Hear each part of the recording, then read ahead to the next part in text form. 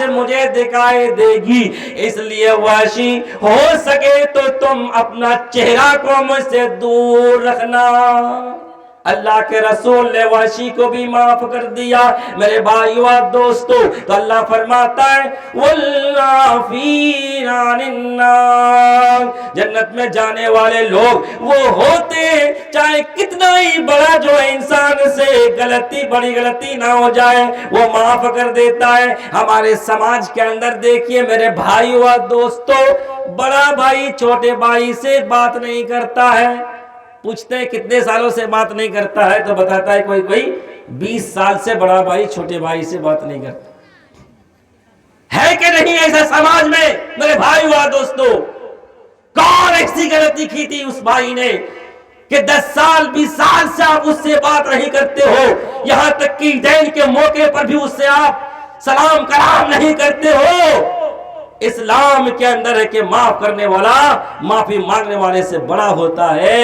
میرے بھائی و دوستو، بھائی ہے آپ کا، چھوٹا بھائی ہے، قصور ہو گیا ہے، آپ کو معاف کر دینا چاہیے۔ اگر آپ معاف کریں گے تو آپ کو جنت میں جگہ ملے گی۔ وَلَا يَجِدْنَا رِيحَهَا، جنت تو جانا دور کی بات ہے، جنت کی خوشبو تک نہیں ملے گی۔ وَإِنَّ رِيحَهَا لَتُوجَدُ مِن مَّسِيرَةِ كَذَا وَكَذَا، جبکہ جنت کی خوشبو تو بہت دور تک پھیلی ہوئی ہوگی۔ بعض روایت میں ہے کہ 70 سال تک کوئی آدمی اگر چلے جنت سے تو 70 سال چلتے چلتے چلتے چلتے جہاں پر لاسٹ اسٹاپیج ہوگا وہاں تک بھی اگر پہنچ جائے گا تو جنت کی خوشبو وہاں سے بھی ملے گی۔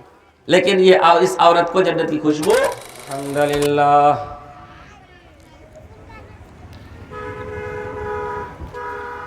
نحمدہ ونستعینہ ونستغفرہ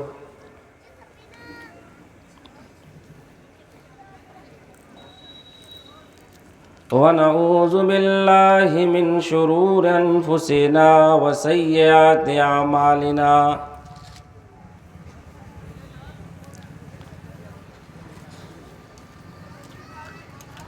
من يهده الله فلا مضل له ومن يضلل فلا هادي له،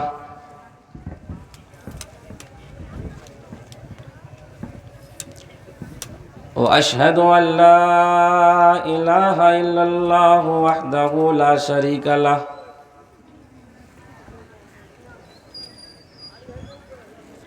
وأشهد أن محمدًا عبده ورسوله،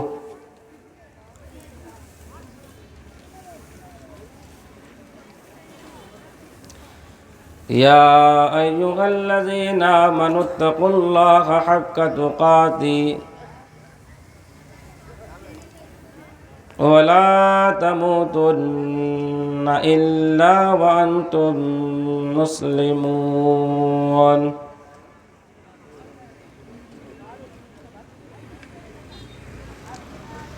يا أيها الناس اتقوا ربكم الذي خلقكم من نفس واحدة وخلق منها زوجها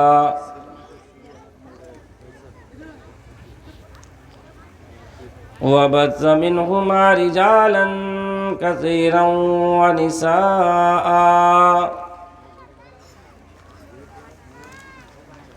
واتقوا الله الذي تساءلون به والأرحام،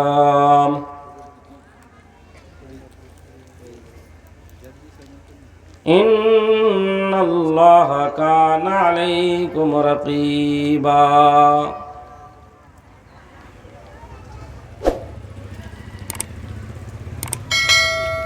يا أيها الذين آمنوا اتقوا الله وقولوا قولا سديدا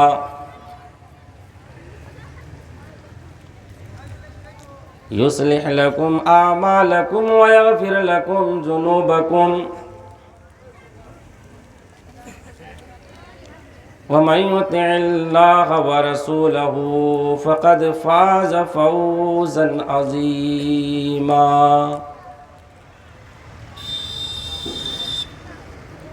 أما بعد فإن خير الحديث كتاب الله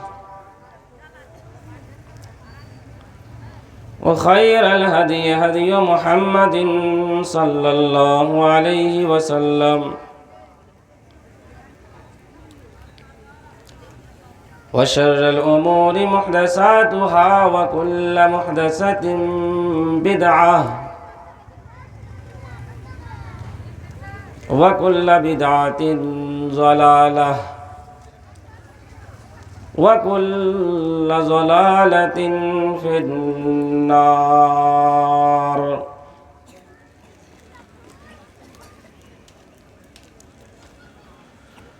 قال الله تعالى في القرآن المجيد والفرقان الحميد: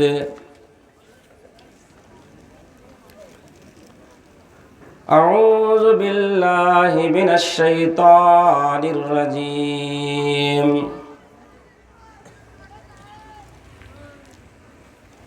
بسم الله الرحمن الرحيم.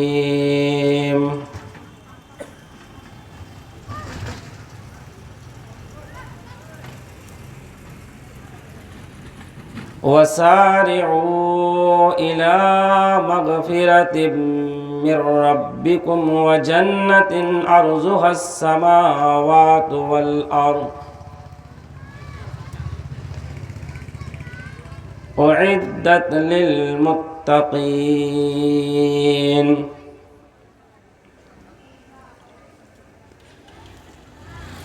رب اشرح لي صدري ويسر لي أمري واحلل عقدة من لساني يفقهوا قولي. رب زدني علما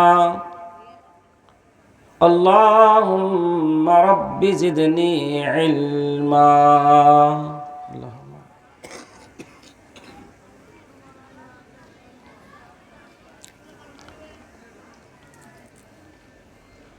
لائق احترام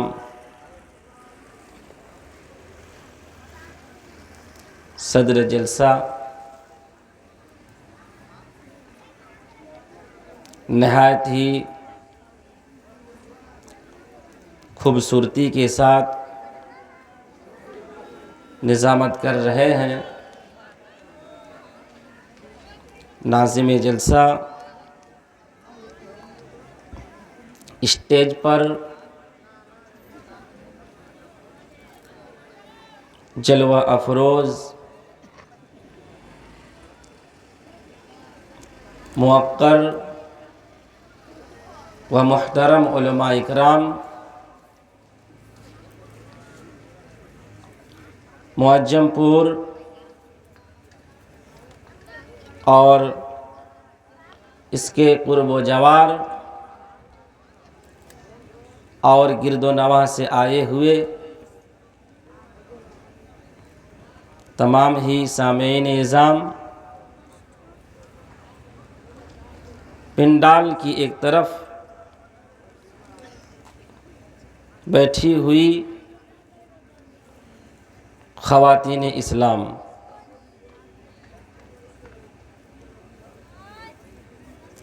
آج کے اس جلسے میں جس عنوان کو لے کر میں حاضر ہوا ہوں وہ ہے جنت کا شوق، جنت کی رغبت اور جنت کے لوگوں کے لیے اللہ رب العالمین نے تیار کر کے رکھی ہے. سب سے پہلے ہم اللہ رب العالمین کی حمد و ثنا، عظمت و بڑائی بیان کرتے ہیں جو خالق کائنات ہے، جو مالک ارض و سما ہے، جو ساری کائنات کا پروردگار و پالنہار،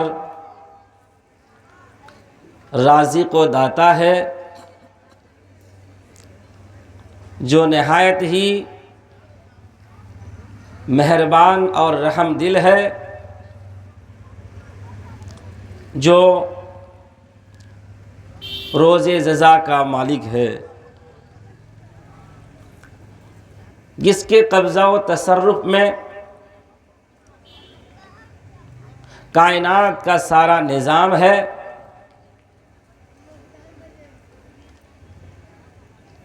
جس کا تابع اور مطیع کائنات کا ذرہ ذرہ ہے، جس کے حکم کے بغیر درخت کا کوئی پتا بھی جنبش نہیں کرتا۔ بعدہ لاکھوں کروڑوں درود و سلام کے پھولوں کی بارش ہو تمام انبیاء علیہم الصلاۃ و تسلیم پر، اور خصوصاً آخری پیغمبر صاحب حوض کوثر عبداللہ اور آمنہ کے لخت جگر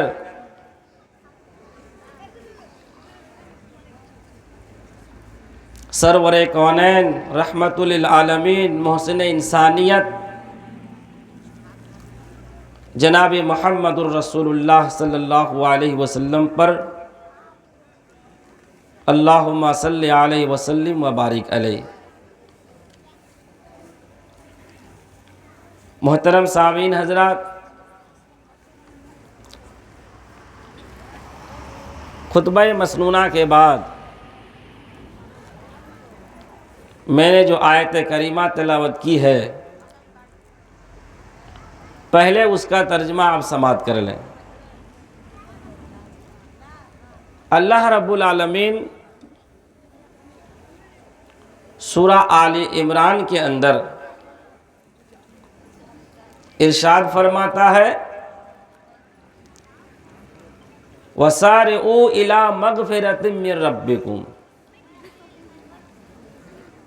تم دوڑو تمہارے رب کی مغفرت کی طرف، وَجَنَّةٍ، اور اس جنت کی طرف، عرضها السماوات والارض، جس کی چوڑائی آسمان و زمین کے برابر ہے، اعدت للمتقین، جس کو متقیوں کے لیے تیار کی گئی ہے۔ اس میں جو پہلی چیز ہے وہ ہے کہ تمہارا رب، تمہارا پروردگار، تمہارا پالنہار کی مغفرت کی طرف تم دوڑ پڑو،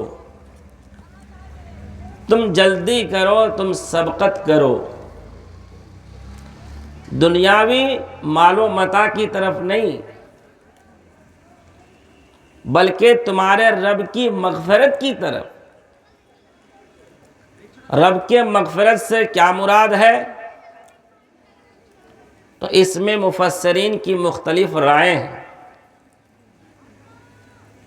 بعض نے کہا کہ اس سے مراد اسلام ہے، کہ جس تم دھرم کو مان رہے ہو، چاہے وہ یہودیت ہو یا نصرانیت ہو یا بدھسٹ ہو یا مجوسیت ہو، اس کو چھوڑو اور چھوڑ کر کے تم اسلام کی طرف سبقت کرو، جتنا جلد ہو سکے تم اسلام قبول کر لو۔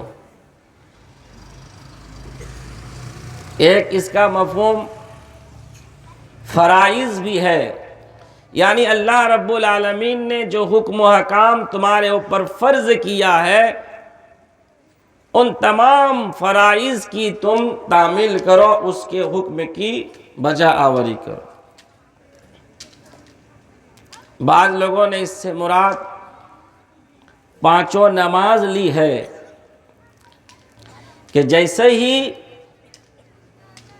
مسجد کے مینارے سے یہ آواز آئے کہ اللہ اکبر اللہ اکبر، اللہ سب سے بڑا ہے، اللہ سب سے بڑا ہے، جیسے ہی آواز ہمارے کانوں میں گونجے فوراً ہمیں اور آپ کو مسجد کی طرف دوڑنا ہے، نماز کی طرف چلنا ہے اور نماز ادا کرنی ہے۔ یا پھر اس سے مراد نماز میں پہلی رکعت یعنی تکبیر اولا مراد ہے کہ جیسے ہی اذان سنائی دے مسجد میں آ جاؤ اور تکبیر اولا بھی تمہاری نہ چھٹ پائے اور تکبیر اولا میں بھی تم شامل ہو جاؤ اور تمہارے رب کی طرف مغفرت کی طرف تم سبقت کرو۔ ایک مفہوم ہے اس کا کہ جہاد ہے کہ جب اللہ رب العالمین کے کلمہ کی بلندی کے لیے اعلان جہاد ہو، اعلان جنگ ہو، تو تم گھر میں بیٹھے نہ رہو بلکہ تم تیر و تلوار، نیزہ، زرہ اور جنگ کے جو بھی اسباب تمہارے پاس ہے تمام اسباب سے لیس ہو کر تم جنگ میں کود پڑو، تم اللہ کی راہ میں تم جہاد کرو، اس میں تم ایک دوسرے سے سبقت کرو، اس میں تم سستی اور کاہلی نہ کرو۔ تو یہ ہے تمہارے رب کے مغفرت کی طرف۔ اس کے بعد اللہ رب العالمین نے ارشاد فرمایا وَسَارِعُوا إِلَىٰ مَغْفِرَةٍ مِّن رَّبِّكُمْ، او لوگو تمہارے رب کے مغفرت کی طرف تم دوڑ پڑو، وَجَنَّةٍ عَرْضُهَا السَّمَاوَاتُ وَالْأَرْضُ، اور اس جنت کو حاصل کرنے کے لیے تم دوڑ پڑو جس کی چوڑائی آسمان و زمین کے برابر ہے۔ جنت کی وسعت کو اللہ رب العزت نے بیان کر دیا اور کہا کہ وہ جنت کیسی ہے، اس جنت کی وسعت کتنی ہے، کہا کہ آسمان اور زمین کے وسعت کے برابر اس جنت کی وسعت ہے۔ جنت اتنی بڑی ہے، حالانکہ آسمان اور زمین سے بڑی بھی اللہ رب العالمین کی مخلوق ہے، اس سے بھی بڑی مخلوق ہے، لیکن انسان کو چونکہ یہ آسمان اور زمین دکھائی دیتی ہے تو اللہ رب العالمین نے آسمان اور زمین ہی کی مثال دے دیا اور کہا وَجَنَّةٍ عَرْضُهَا السَّمَاوَاتُ وَالْأَرْضُ، اور اس جنت کو حاصل کرنے کے لیے تم دوڑ پڑو جس کی چوڑائی آسمان و زمین کے برابر ہے۔ ابھی ہمارے پہلے موصوف بتا رہے تھے کہ جنت بہت بڑی ہے، لمبی چوڑی ہے۔ ایک تو یہ اللہ رب العالمین نے کہا کہ جس کی وسعت آسمان و زمین کے برابر ہے، اور صحیح مسلم کی حدیث ہے کہ اللہ کے نبی صلی اللہ علیہ وسلم نے فرمایا کہ جنت کے اندر ایک ایسا درخت ہے یسیر الراکب الجواد المزمر السریع میت عام، ایک موٹا تگڑا تیز رفتار گھڑ سوار گھوڑے پر سوار ہو کر وہ چل رہا ہو، سفر کر رہا ہو، یعنی اس سایہ دار درخت کے سائے میں وہ سفر کر رہا ہو، جرنی کر رہا ہو، اور گھوڑا کیسا ہو کہ اسے پال پوس کر کے تازہ موٹا تگڑا بنا دیا ہو، اور گھڑ سواری بھی جس کو آتی ہو تیز رفتاری کے ساتھ، جو گھڑ سواری جو کر سکتا ہے،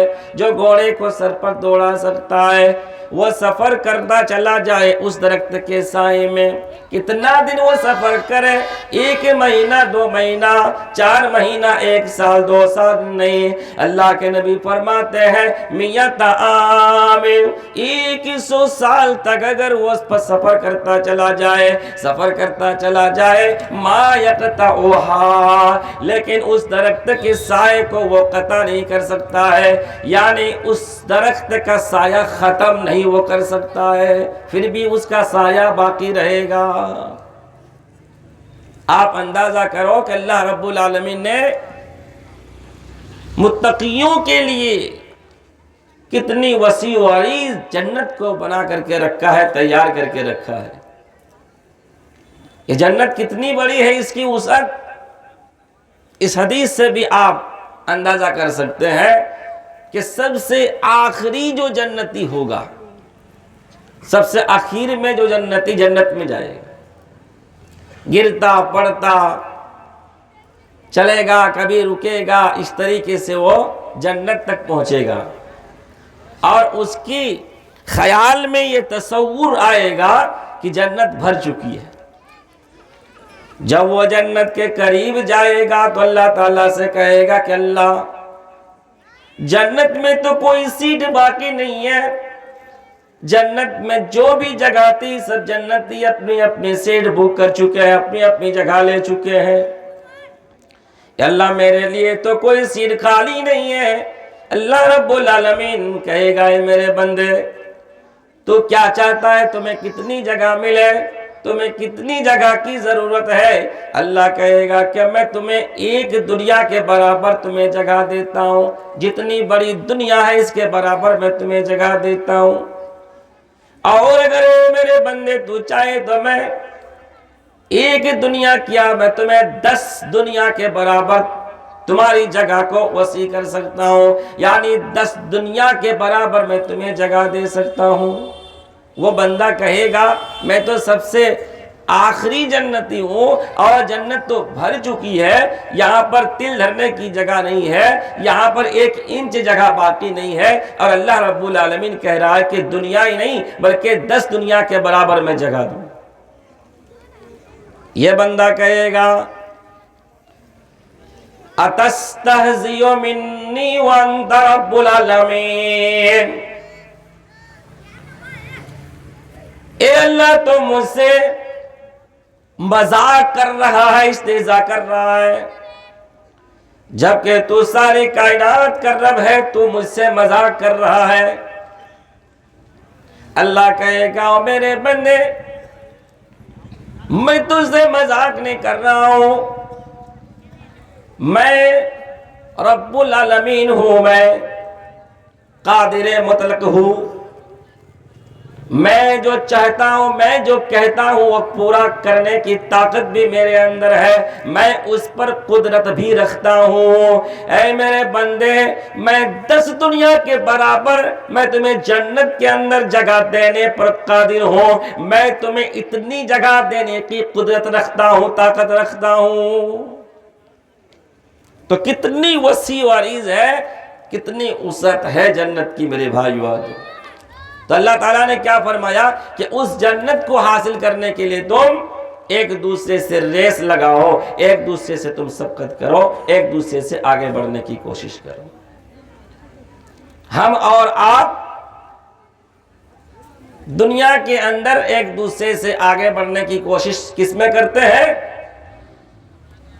زمین جائیداد بنانے میں، گھر اور بلڈنگ بنانے میں، گاڑی خریدنے میں، اچھا اچھا کھانے پینے میں، اچھا اچھا پہننے میں، دنیاوی امور میں، دنیاوی چیزوں میں ہم ایک دوسرے سے آگے بڑھنے کی، سبقت کرنے کی کوشش کرتے ہیں، اور اس جنت کو حاصل کرنے کے لیے ہم ایک دوسرے سے آگے بڑھنے کی کوشش نہیں کرتے۔ میرے بھائی و دوستو، صحابہ اکرام رضوان اللہ علیہم اجمعین کے ایمان کو دیکھو، جن کے ایمان کو اور جن کے جذبہ ایمان کو اللہ رب العالمین نے قیامت کے دن تک آنے والے مومنوں کے لیے کسوٹی بنایا ہے، معیار بنایا ہے۔ کہا وَإِنْ آمَنُوا بِمِثْلِ مَا آمَنْتُمْ بِهِ فَقَدْ اهْتَدَوْا، اگر سارے دنیا جہان کے لوگ قیامت تک آنے والے انسان اگر اے صحابہ تمہارے جیسا اگر وہ ایمان لے آئے تو وہ ہدایت پا جائیں گے، وہ ہدایت پا جائیں گے، ان کو نجات مل جائے گی۔ ایک جنگ بدر کا موقع ہے، اللہ کے نبی جناب محمد الرسول اللہ صلی اللہ علیہ وسلم صحابہ کے درمیان جنت کا شوق بڑھ رہے ہیں، جنت کی رغبت پیدا کر رہے ہیں، اور کہہ رہے قوموا الی جنت ارضها السماوات والارض، او میرے صحابہ تم دوڑ پڑو، تم کھڑے ہو جاؤ اس جنت کو حاصل کرنے کے لیے جس کی چوڑائی آسمان و زمین کے برابر ہے۔ صحابہ کے مجمع میں آپ اعلان کرتے ہیں، ایک انصاری نوجوان کھڑا ہوتا ہے جس کا نام عمیر بن حمام ہے، وہ کہتا ہے کہ اللہ کے رسول کیا سچ مچ میں اگر میں جہاد کرتے کرتے شہید ہو گیا، اگر مجھے شہادت نصیب ہو گئی تو کیا میں اسی جنت میں داخل ہو جاؤں جس کی چوڑائی آسمان و زمین کے برابر ہے؟ اللہ کے رسول صلی اللہ علیہ وسلم نے فرمایا ہاں کیوں نہیں، حقیقت میں تمہیں وہ جنت مل جائے گی۔ بعض روایت میں یہ ہے، وہ کہتا ہے اَيْنَ أَنَا كُنْتُ یا رسول اللہ، اگر میں جنگ میں شہید ہو گیا تو میرا ٹھکانہ کہاں ہوگا؟ اللہ کے نبی صلی اللہ علیہ وسلم کہتے ہیں تمہیں بھی وہ جنت مل جائے گی جس کی چوڑائی آسمان و زمین کے برابر ہے۔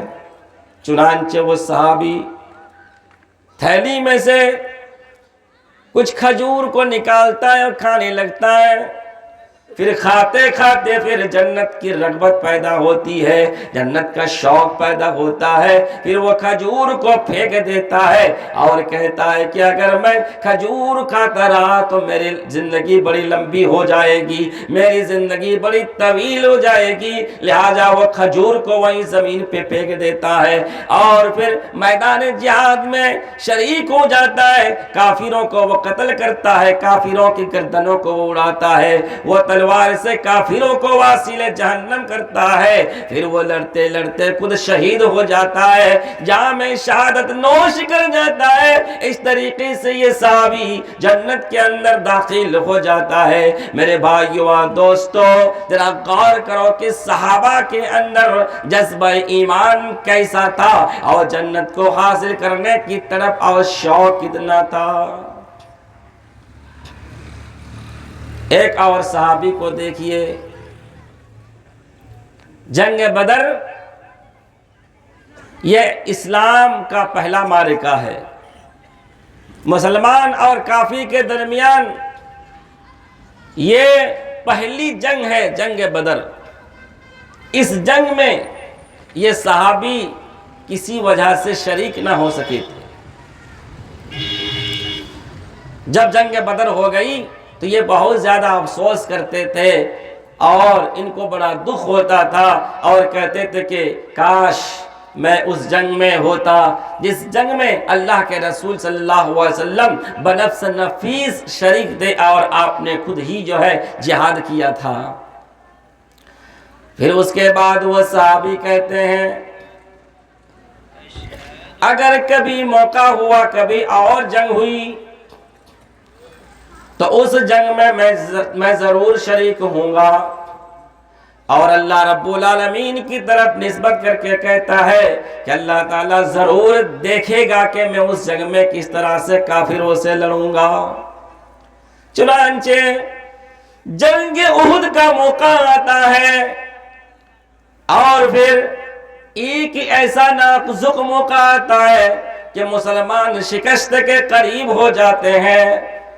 ایک غلطی کی وجہ سے کافر کو فتح ملنے والا ہے اور کافروں کا غلبہ ہے اور مسلمان کو شکست ملنے والی ہے، اور پورے فضا کے اندر اور میدان احد کے اندر یہ خبر پھیل چکی ہے کہ اللہ کے رسول صلی اللہ علیہ وسلم انتقال کر چکے ہیں۔ صحابہ کے اندر بڑی افراط تفرید کا ماحول ہے۔ ایسے موقع میں حضرت انس بن نضر کہتے ہیں کہ صحابہ نے جو کچھ آج کیا ہے اللہ میں اس سے معذور ہوں، میں اس سے عذرت پیش کرتا ہوں، اور قافلوں نے مسلمانوں کے ساتھ جو کچھ بھی کیا ہے اللہ میں اس سے ناراض ہوں، اللہ میں اس سے بیزار ہوں۔ پھر تلوار کو لیتے ہیں، آگے بڑھتے ہیں، بڑے تندرکانہ انداز سے وہ جنگ کے اندر گھس جاتے ہیں۔ حضرت سعد بن معاذ سے ملاقات ہوتی ہے۔ حضرت سعد بن معاذ دیکھتے ہیں کہ انس بن نضر کا تیور کچھ اور ہی آج نظر آ رہا ہے۔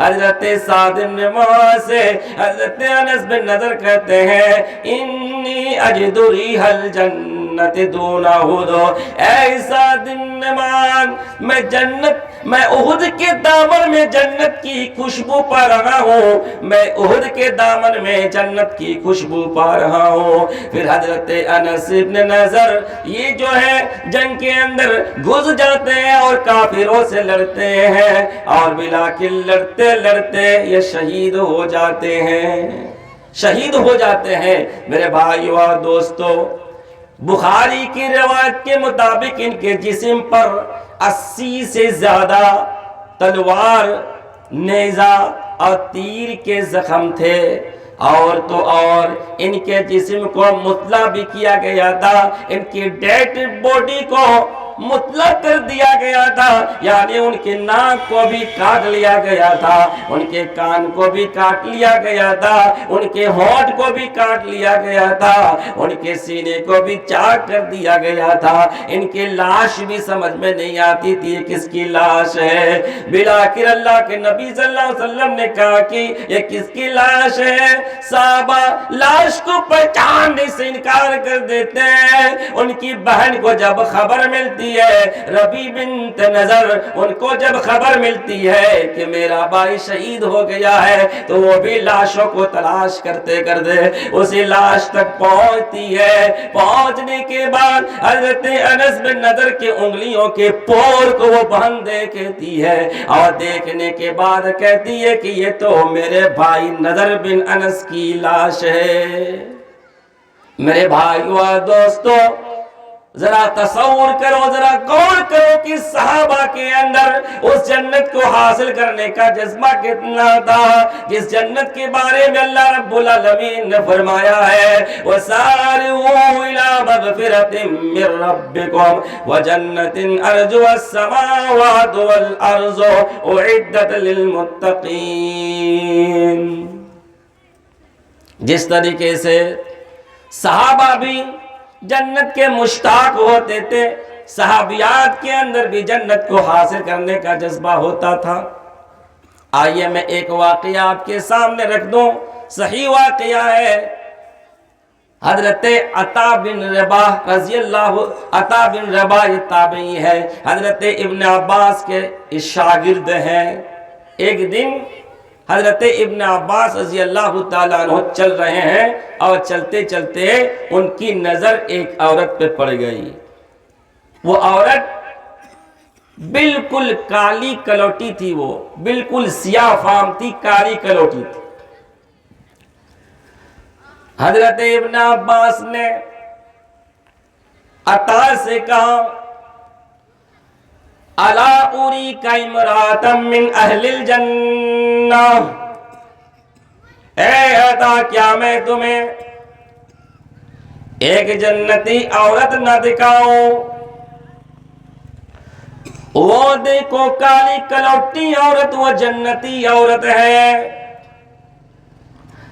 ایک مرتبہ یہ عورت اللہ کے نبی صلی اللہ علیہ وسلم کے پاس آ کر کہتی ہے انی اسرع و انی اتکشف، اے اللہ کے رسول مجھے مرگی کا دورہ پڑتا ہے، مجھے مرگی کی بیماری ہے، وَإِنِّي أَتَكَشَّفُ، اللہ کے رسول جب مرگی کا دورہ پڑتا ہے تو میرے کپڑے جسم میں ٹھکانے پہ نہیں رہتے ہیں، میری شرمگاہ بھی بس اوقات کھل جاتی ہے، میں بے پردہ ہو جاتی ہوں اللہ کے رسول، فَادْعُوا اللَّهَ تَعَالَى لِي، اسی لیے اللہ کے رسول آپ اپنے رب سے دعا کر دیں کہ اللہ تعالیٰ مجھے اس بیماری سے شفا دے۔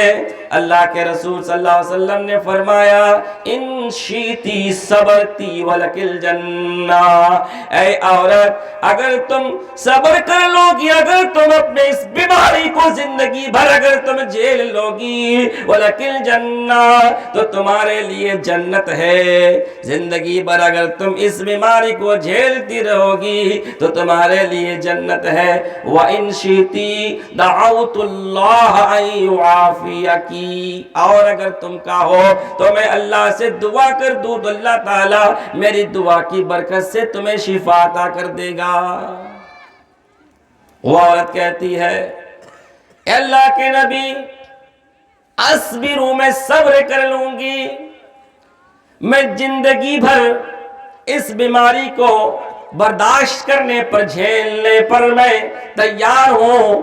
اے اللہ کے رسول آپ جنت کا وعدہ کر رہے ہیں تو جنت کے سامنے یہ ہماری بیماری کیا، ہماری بیماری جو ہے کیا وقعت رکھتی ہے، کیا حیثیت رکھتی ہے۔ اللہ کے رسول میں اس بیماری کو جھیل لوں گی، لیکن ہاں اللہ کے رسول اتنا آپ ضرور دعا کریں کہ جب مجھے مرگی کا دورہ پڑے تو میں بے پردہ نہ ہو جاؤں، میرے کپڑے جیسے ہمارے جسم کے اوپر ٹھکانے پہ رہے اور کپڑے ہمارے جسم سے نہ ہٹیں۔ اللہ کے رسول صلی اللہ علیہ وسلم نے دعا کر دیا، اللہ کے رسول نے دعا کیا کہ اللہ تعالیٰ جب اس پر مرگی کا دورہ پڑے تو اس کے کپڑے ٹھکانے رہے، چنانچہ اس پر مرگی کا دورہ تو پڑتا تھا لیکن اللہ کے نبی صلی اللہ علیہ وسلم کی دعا کی برکت کی وجہ سے اس کے کپڑے ٹھکانے پہ رہتے تھے۔ صحابہ کہتے ہیں کہ بعد میں اس عورت پر مرگی کا دورہ پڑا لیکن کپڑا ان کے جسم سے نہیں ہٹا تھا۔ اس واقعہ میں بہت سے دروس ہیں، بہت سے عبرتیں ہیں میرے بھائیو اور دوستو، میری ماں اور بھائی۔ پہلی چیز تو یہ ہے یہ عورت بیماری کی حالت میں بے پردہ ہو جاتی ہے، بیماری کی حالت میں جب ان کو ہوش نہیں رہتی ہے، جب ان کی عقل کام نہیں کرتی ہے، اس وقت یہ بے پردہ ہو جاتی۔ اس کا بھی خیال ہے کہ اللہ کے رسول اس صورت میں بھی میں بے پردہ ہو جاتی ہوں، اللہ کے رسول مجھے بڑی غیرت آتی ہے۔ ذرا غور کرو میری مائیں اور بہنیں، اس دور کی عورتوں میں پردہ کا کتنا اہتمام ہوا کرتا تھا، اس دور کی عورتیں پردے کا کتنا خیال رکھتی تھی۔ آج ہم باہوش ہیں، ہماری عقل ٹھکانے پہ ہے، سب کچھ ہے، اس کے باوجود ہمارے اندر پردہ نہیں ہے، ہمارے اندر، ہماری ماں بہنوں کے اندر حیا نہیں ہے۔ کپڑا اس طریقے سے وہ پہنتی ہیں کہ پورا جسم جھلکتا ہے، جسم کا ایک ایک انگ نظر آتا ہے، ایک ایک حصہ نظر آتا ہے۔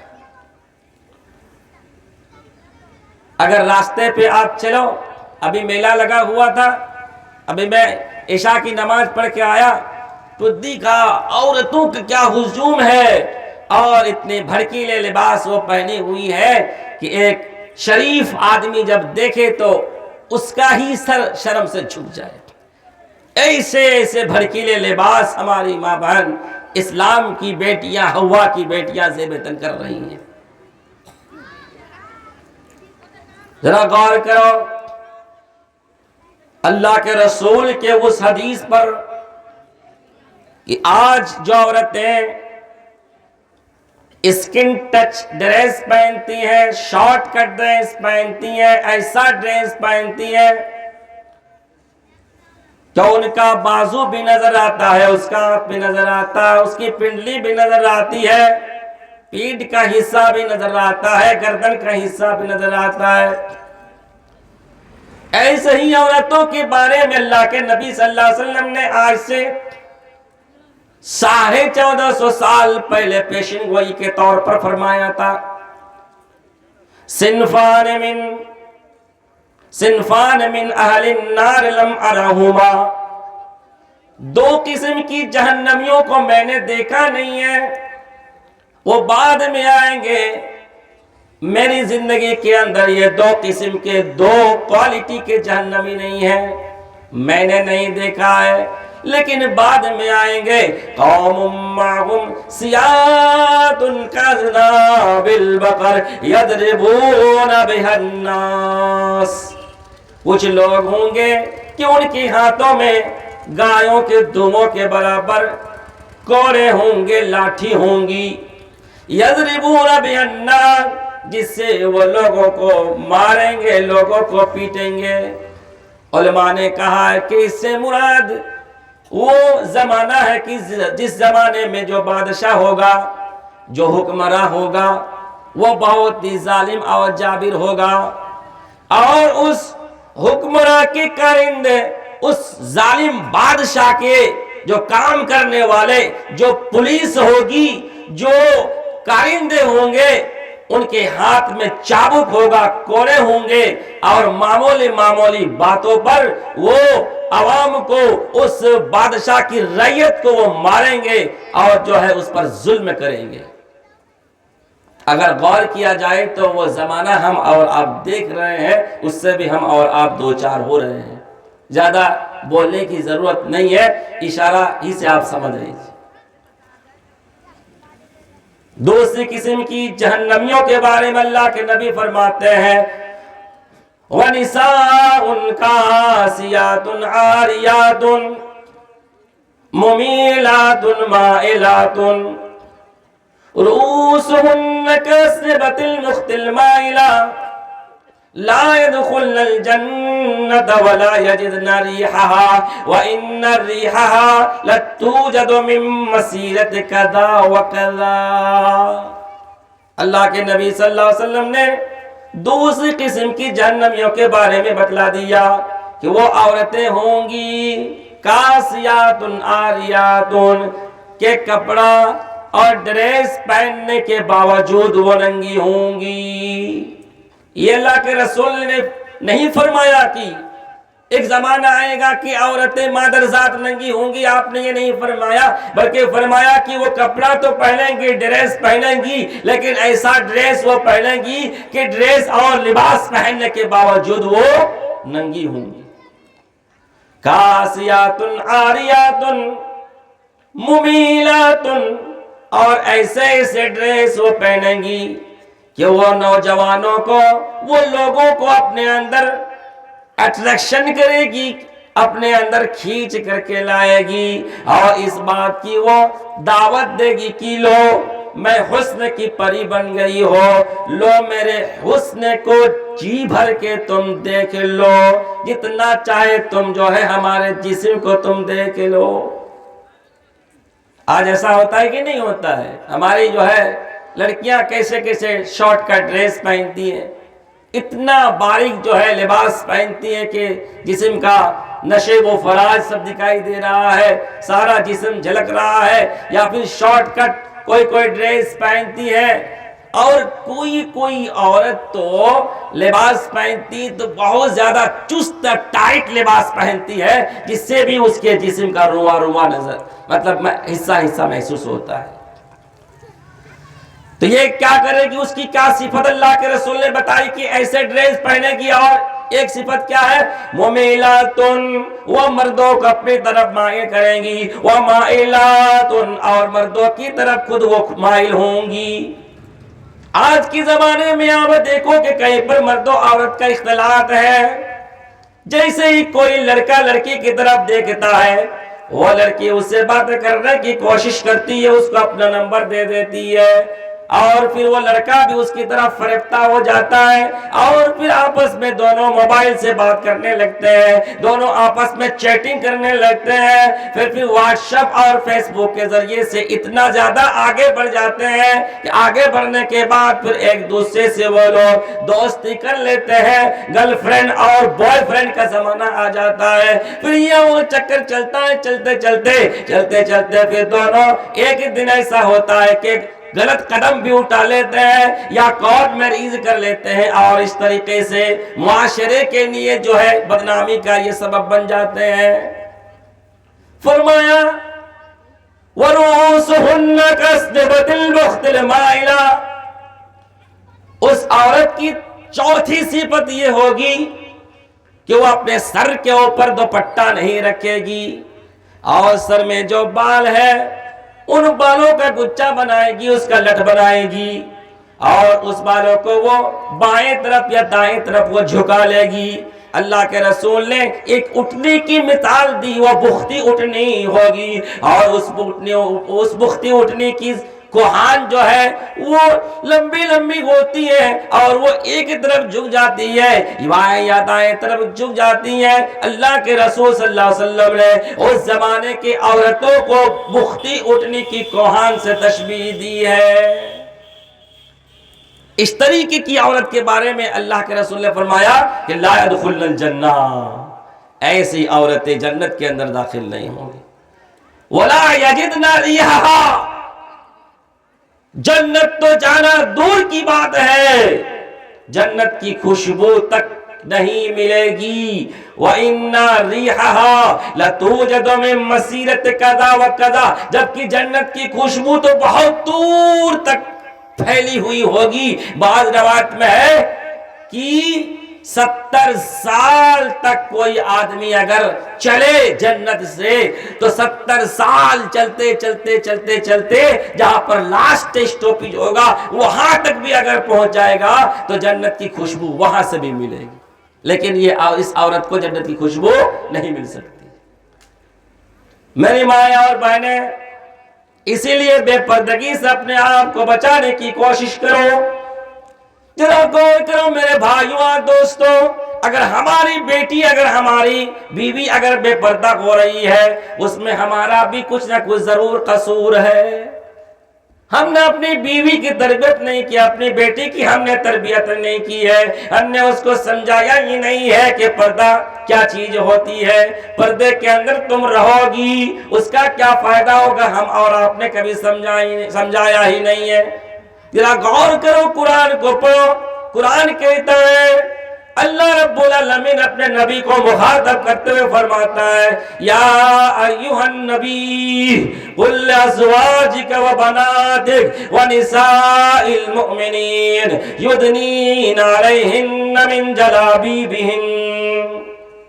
اے نبی, آپ اپنی بیویوں سے, اپنی بیٹیوں سے اور کائنات کی تمام مومن عورتوں سے کہہ دیجئے یدنین علیہن من جلابیبہن, کہ اپنے اوپر ایک موٹی چادر کو وہ اوڑھ لیا کریں. ذالک ادنی ان یعرفنا, اس لیے کہ اگر اپنے اوپر موٹی چادر کو یا برقع کو اگر وہ ڈال لیا کریں گی تو اسے پہچان لی جائے گی کہ یہ شریف عورت ہے, یہ بدچلن عورت نہیں ہے, یہ فاحشہ عورت نہیں ہے. یہاں پر غور کیجئے کہ نبی کو حکم ہو رہا ہے, نبی کو حکم ہو رہا ہے, اور نبی کو حکم ہو رہا ہے تو اس کا مطلب یہ ہے کہ ہم سب کو بھی حکم ہو رہا ہے کہ ہم اپنی بیٹی کی, اپنی بیویوں کی صحیح تربیت کریں.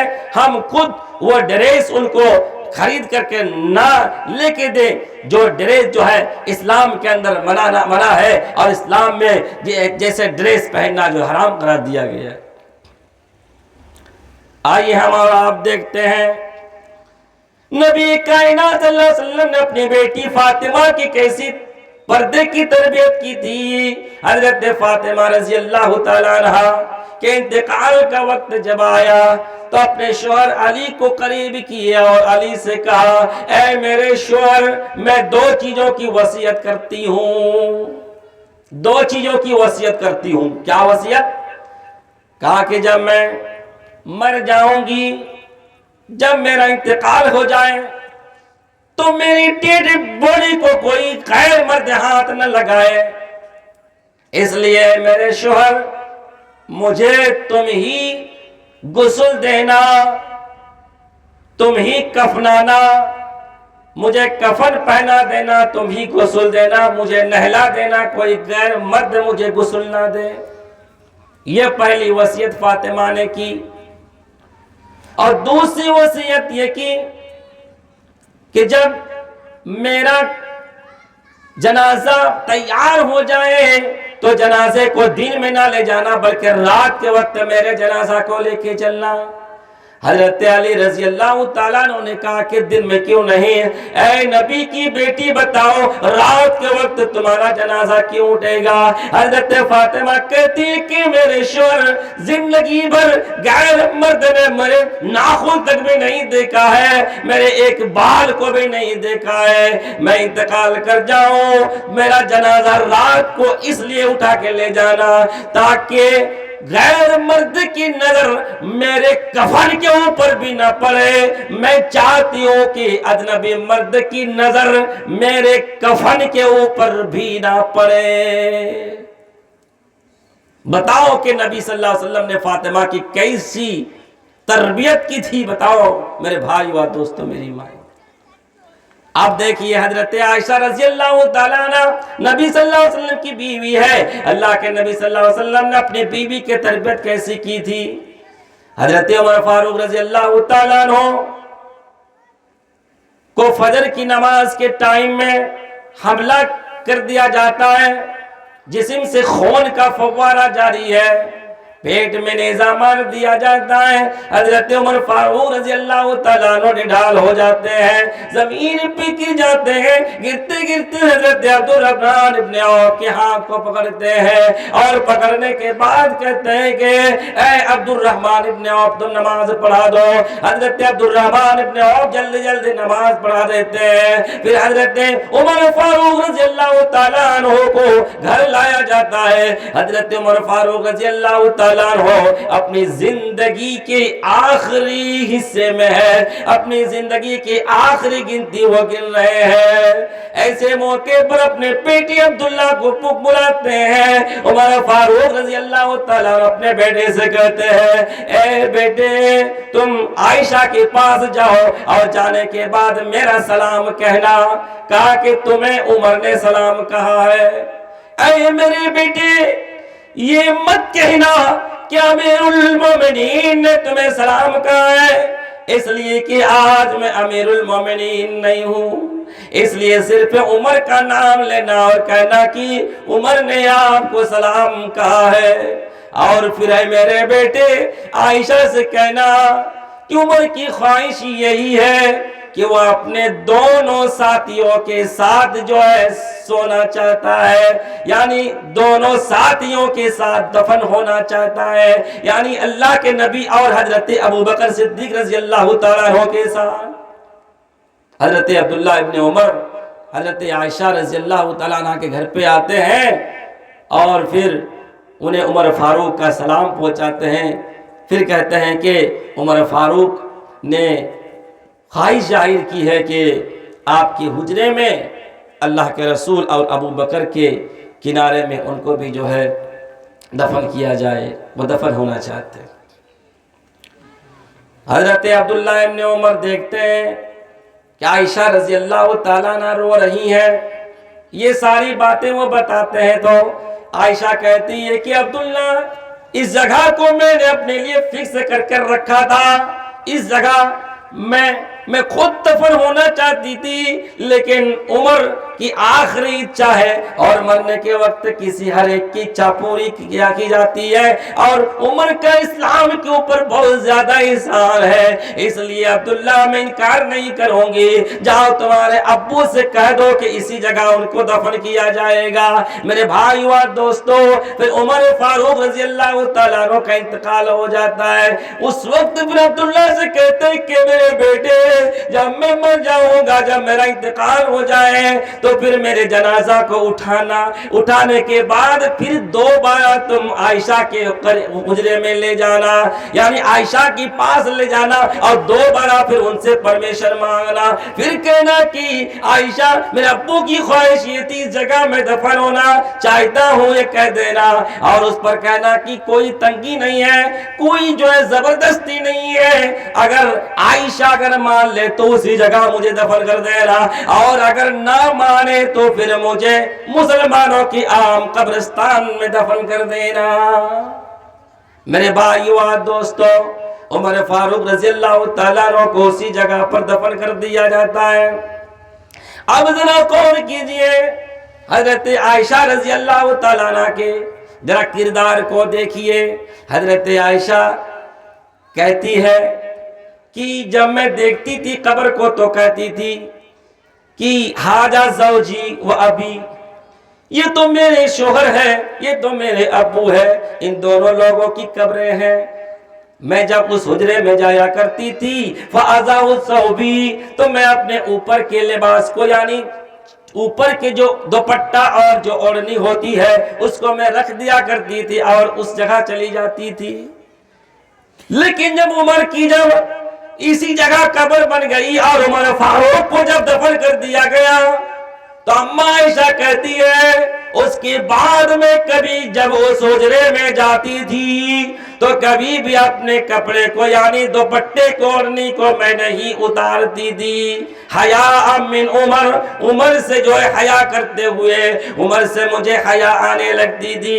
میرے بھائیوں اور دوستو، علماء بیٹے جانتے کہ مردہ سے پردہ نہیں ہے، وہ تو مر چکے ہیں، وہ دیکھ نہیں سکتے ہیں، لیکن میرے بھائیوں اور دوستو، میری مائیں اور بہنیں ذرا غور کرو، حضرت عائشہ رضی اللہ تعالیٰ کے پردے کا معیار کو ذرا دیکھو کہ حضرت عائشہ رضی اللہ تعالیٰ عنہ کس طریقے سے پردہ کا اہتمام کر رہی ہے۔ وہ مردے ہیں، وہ دیکھ نہیں سکتے ہیں، اس کے باوجود وہ پردہ کر رہی ہے۔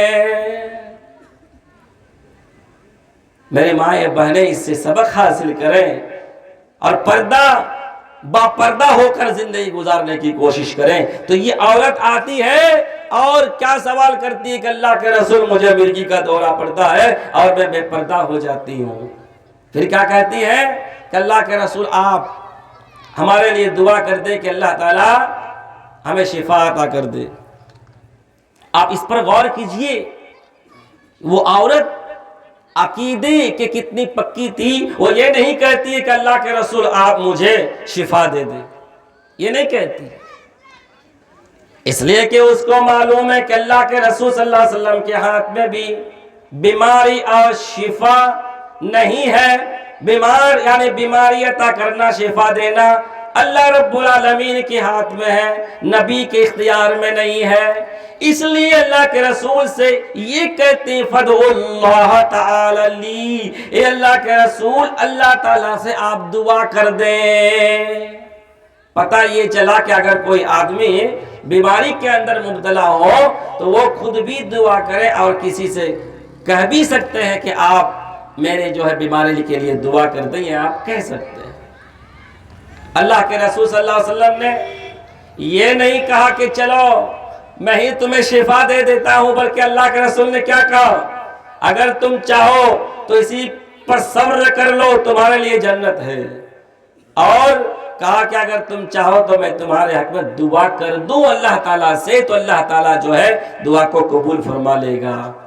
تو میرے بھائی و دوستو، تو اس واقعہ کے اندر ایک یہ بھی چیز ہے کہ اس صحابیہ کے اندر جس کا نام ام ظفر بتایا جاتا ہے، جنت کی طرف، جنت کا شوق اور جنت کی رغبت کتنی تھی، اس نے کہا کہ اللہ کے رسول ایک دن دو دن نہیں، پوری لائف پوری زندگی اس بیماری کو میں جھیل لوں گی، اللہ کے رسول مجھے جنت چاہیے، میں جنت جو ہے کا مشتاق ہوں اور جنت کی آرزومند ہوں۔ میرے بھائیو اور دوستو، اللہ رب العالمین فرماتا ہے وَسَارِعُوا إِلَىٰ مَغْفِرَةٍ مِّن رَّبِّكُمْ وَجَنَّةٍ عَرْضُهَا السَّمَاوَاتُ وَالْأَرْضُ أُعِدَّتْ لِلْمُتَّقِينَ۔ اور لوگوں تمہارے رب کی مغفرت کی طرف تم دوڑ پڑو اور اس جنت کو حاصل کرنے کے لیے تم دوڑ پڑو جس کی چوڑائی آسمان و زمین کے برابر ہے اور جسے اللہ رب العالمین نے متقیوں کے لیے تیار کر کے رکھا ہے۔ کس کے لیے بنا کے رکھا ہے؟ متقیوں کے لیے، تقوی والا، جس کے اندر تقوی ہو، اللہ کا خوف ہو، اللہ کا ڈر ہو۔ آج لوگ دھڑلے سے جس طریقے سے گناہوں کا ارتکاب کر رہے ہیں، حرام پر حرام کھا رہے ہیں، سود خوری کر رہے ہیں، رشوت لے رہے ہیں، سودی لین دین کر رہے ہیں، حلال و حرام کی کوئی تمیز نہیں، نشہ آور چیزوں کی تجارت اور بزنس کر رہے ہیں اور اس سے جو فائدہ ملتا ہے اس سے بڑی بڑی بلڈنگیں بنا رہے ہیں اور پھر گھر کے اندر صوفہ تو گھر کے اندر اے سی اور گھر کے اندر دنیا کی سارے عیش و آرام کی چیزوں کو مہیا کر رہے ہیں۔ یہ سب کیوں ہو رہا ہے؟ اس لیے کہ اللہ کا خوف نہیں، اللہ کا ڈر نہیں ہے۔ ورنہ جس کے اندر تقوی پیدا ہو جائے گا تو کسی ایک گناہ کو کرنے سے پہلے 100 مرتبہ اس کا دل تھرا اٹھے گا، ایک مرتبہ نہیں 100 مرتبہ سوچے گا، تصور کرے گا کہ ایک لقمہ اگر میں حرام کا کھا لیا تو اللہ رب العالمین کو میں کیا جواب دوں۔ آئیے ایک متقی کا میں آپ کو واقعہ سنا دیتا ہوں۔ حضرت ابو بکر صدیق رضی اللہ تعالیٰ عنہ ہیں۔ ایک دن اس کا غلام، اس کے غلام سے مخاطبت ہو گئی تھی، بات یہ ہو گئی تھی کہ تم جو ہے مزدوری کرو، محنت کرو اور تم اتنے دن تک مجھے اجرت دو، میں تمہیں کیا کر دوں گا؟ آزاد کر دوں گا۔ ایک دن وہ غلام کوئی میٹھی چیز لاتا ہے اور ابو بکر صدیق رضی اللہ تعالیٰ عنہ کو دے دیتے ہیں۔ ابو بکر صدیق رضی اللہ تعالیٰ عنہ کھا لیتے ہیں۔ فوراً کھانے کے بعد وہ غلام کہتا ہے کہ ابو بکر معلوم ہے آپ کو یہ میں نے جو آپ کو کھجور دیا ہے، میٹھی چیز دیا ہے، یہ کہاں سے میں نے حاصل کیا معلوم ہے؟ کہا وہ تو میں نے پوچھا ہی نہیں تم سے۔ کہا کہ تکہنت فی الجاہلیتی، میں نے جاہلیت میں ایک آدمی سے کہانت کیا تھا اور مجھے کہانت آتی نہیں تھی، نجومیت نہیں آتی تھی، میں نے جھوٹ موٹ کی کہانت کیا تھا، میں نے اسے دھوکہ دیا تھا اور اس کی اجرت باقی تھی، میں نے اس سے اجرت نہیں لیا تھا۔ آج مارکیٹ میں اسی آدمی سے ملاقات ہو گئی تو اسی کہانت کی اجرت مجھے اس نے دیا اور اسی سے میں نے حلوہ خرید لیا، اسی سے میں نے کھجور خرید لیا اور میں نے آپ کو دیا اور آپ نے وہی تناول کر لیا، کھا لیا۔ جیسے ہی ابو بکر صدیق رضی اللہ تعالیٰ عنہ کو معلوم ہوتا ہے، حضرت ابو بکر صدیق رضی اللہ تعالیٰ عنہ انگلی کو اپنے حلق میں اتارتے ہیں اور اتارنے کے بعد وہ قی کر کے سارا جو ہے سارا غذا، ساری خوراک جو کچھ بھی کھایا تھا سب کو وہ قی کر دیتے ہیں، سب کو پیٹ سے وہ نکال دیتے ہیں۔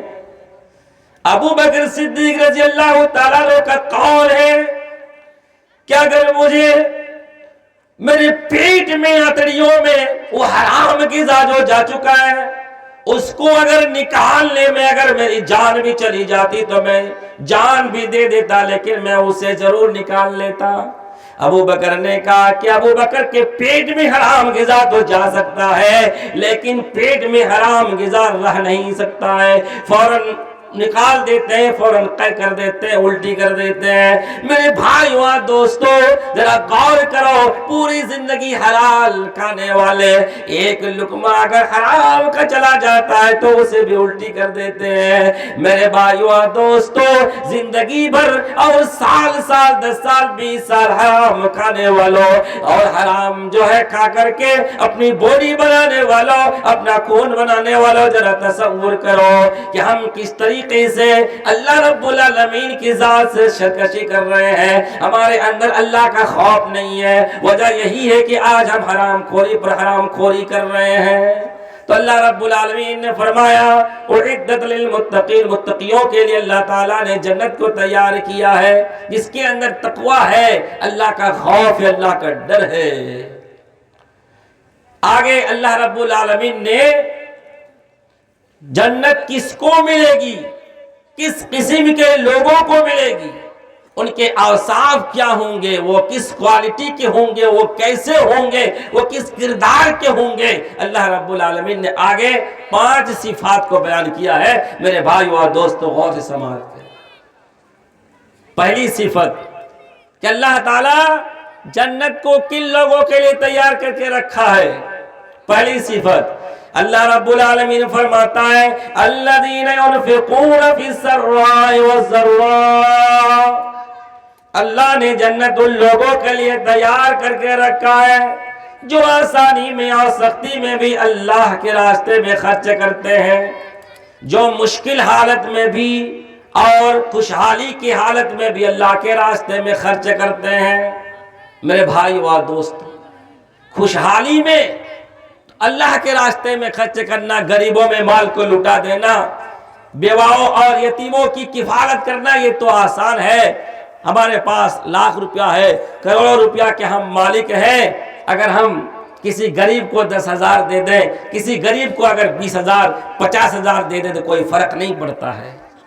لیکن جب تنگی ہو، جب خود کی ضرورت ہو، روپیے کی ایک ایک روپیے کی ضرورت ہو، اور ایسے موقع پر خرچ کرنا، اللہ کے راستے میں دینا، یہ بہت مشکل ہوتا ہے۔ اللہ رب العالمین نے جنت پانے والے لوگوں کی پہلی صفت یہ بیان کی ہے کہ جو سختی میں بھی اور خوشحالی میں، دونوں صورت میں اللہ کے راستے میں خرچ کرتے ہیں۔ اللہ نے اگر مال دیا ہے، روپیہ پیسہ گھر میں ہے، اس میں بھی خرچ کرتے ہیں، اور روپیہ پیسہ نہیں ہے پھر بھی خرچ کرتے ہیں۔ حضرت علی رضی اللہ تعالیٰ عنہ کے پاس ایک سائل آتا ہے، ایک فقیر آتا ہے، ایک محتاج آدمی آتا ہے، کہتا ہے مجھے روپے کی ضرورت ہے، میں 2-4 دنوں سے کھانا نہیں کھایا ہوں، بھوکا پیاسا ہوں۔ حضرت علی کے پاس ایک بھی درہم نہیں ہے، ایک بھی دینار نہیں ہے۔ اپنے بیٹی حسن کو یا حسین کو اپنی ماں کے پاس بھیجتے ہیں اور کہتے ہیں کہ جاؤ تمہارے امی سے کہو 1 درہم لے کر کے آؤ، اور کہو کہ تمہارے ابو کے پاس ایک فقیر آیا، ایک محتاج آیا ہے۔ حضرت حسین اپنی ماں کے پاس جاتے ہیں، فاطمہ سے کہتے ہیں کہ مجھے 1 درہم دے دو۔ فاطمہ کہتی ہیں صرف میرے گھر کے اندر 6 درہم ہے، اور یہ 6 درہم رات کے کھانے پینے کا انتظام کرنے کے لیے ہے۔ رات میں راشن اور غلہ کے لیے 6 درہم گھر کے اندر بچے ہوئے ہیں۔ اگر 1 درہم اگر میں دے دوں تو پھر راشن اور غلہ کا حساب درست نہیں ہوگا۔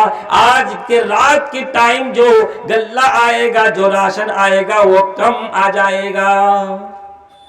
خالی ہاتھ اپنے بیٹے کو وہ بھیج دیتی ہے حضرت فاطمہ۔ علی رضی اللہ تعالیٰ عنہ کے پاس حسین آتا ہے، پوچھتے کیا ہوا، 1 درہم لے کے آئے؟ کہا کہ نہیں، امی نے یہ بات کہی۔ حضرت علی نے کہا کہ تمہارے امی سے جا کے کہو کہ تم ان درہم اور دینار پر توکل نہ کرو، بلکہ اللہ پر تم توکل کرو، اس تھیلی پر تم توکل نہ کرو۔ جاؤ تمہاری ماں سے وہ 6 درہم ہی تم لے کے آ جاؤ۔ حضرت حسین جاتے ہیں اپنی ماں کے پاس اور 6 درہم لے کے آتے ہیں۔ اللہ کے حضرت علی رضی اللہ تعالیٰ عنہ وہ 6 درہم فقیر کو، سائل کو دے دیتے ہیں اور کہتے ہیں کہ جاؤ تم کھا پی لو، جاؤ جو تمہاری ضرورت ہے جاؤ تم اسے پوری کر لو۔ حضرت علی کا گھر اسی طریقے سے لبے روڈ تھا، بالکل سڑک کے کنارے تھا۔ دیکھا کہ ایک اونٹ کا قافلہ آ رہا ہے۔ حضرت علی نے ایک اونٹ والے سے کہا کہ کیا تم یہ اونٹ 140 درہم میں تم بیچو گے؟ کہا کہ ہاں بیچ دوں گا۔ علی نے کہا کہ ٹھیک ہے، میں تم سے خرید لوں گا، لیکن بطور قرض میں خریدوں گا، میرے پاس تو پیسہ نہیں ہے، ادھار کے طور پر میں خرید لیتا ہوں، پھر جب میں یہ اونٹ بیچوں گا پھر تمہیں اس کی اجرت یا اس کا جو بھی دام معاوضہ ہے تمہیں چکا دوں گا۔ اس آدمی سے 140 درہم میں وہ اونٹ خرید لیا۔ خریدنے کے بعد وہ آدمی چلا گیا۔ کچھ دیر کے بعد حضرت علی رضی اللہ تعالیٰ عنہ نے اس اونٹ کو ایک آدمی کے پاس 200 درہم میں بیچا، 200 درہم میں بیچا۔ بیچنے کے بعد 200 درہم میں سے 140 درہم اس آدمی کو دے دیا جس سے اونٹ خریدا تھا، اور 60 درہم لے کر اپنے گھر آئے۔ شام کا وقت اپنا گھر 60 درہم لے کر کے آئے اور حضرت فاطمہ کے گود میں پھینک دیے، ڈال دیا اور کہا کہ یہ 60 درہم ہے۔ حضرت فاطمہ حیرت میں پڑ جاتی ہے، تعجب میں پڑ جاتی ہے اور پوچھتی ہے، اے میرے سردار، ابھی تو 6 درہم تھے، یہ 60 درہم تمہارے پاس کہاں سے آ گئے؟ حضرت علی رضی اللہ تعالیٰ عنہ نے کہا کہ او میرے بیوی، کیا تمہارے رب نے نہیں کہا ہے کہ اگر تم ایک نیکی کرو گے تو میں تمہیں 10 نیکیاں عطا کروں گا؟ من جاء بالحسنۃ فلہ عشر امثالھا، اگر کوئی ایک نیکی کرتا ہے تو اللہ تعالیٰ اسے 10 نیکیاں عطا کرتا ہے۔ 6 درہم تم نے مجھے دی تھی، 6 درہم کے بدلے میں اللہ رب العالمین نے ہمیں 60 درہم دیا ہے، اور یہی 60 درہم اللہ کی ذات پر توکل کرنے کی وجہ سے دیا ہے۔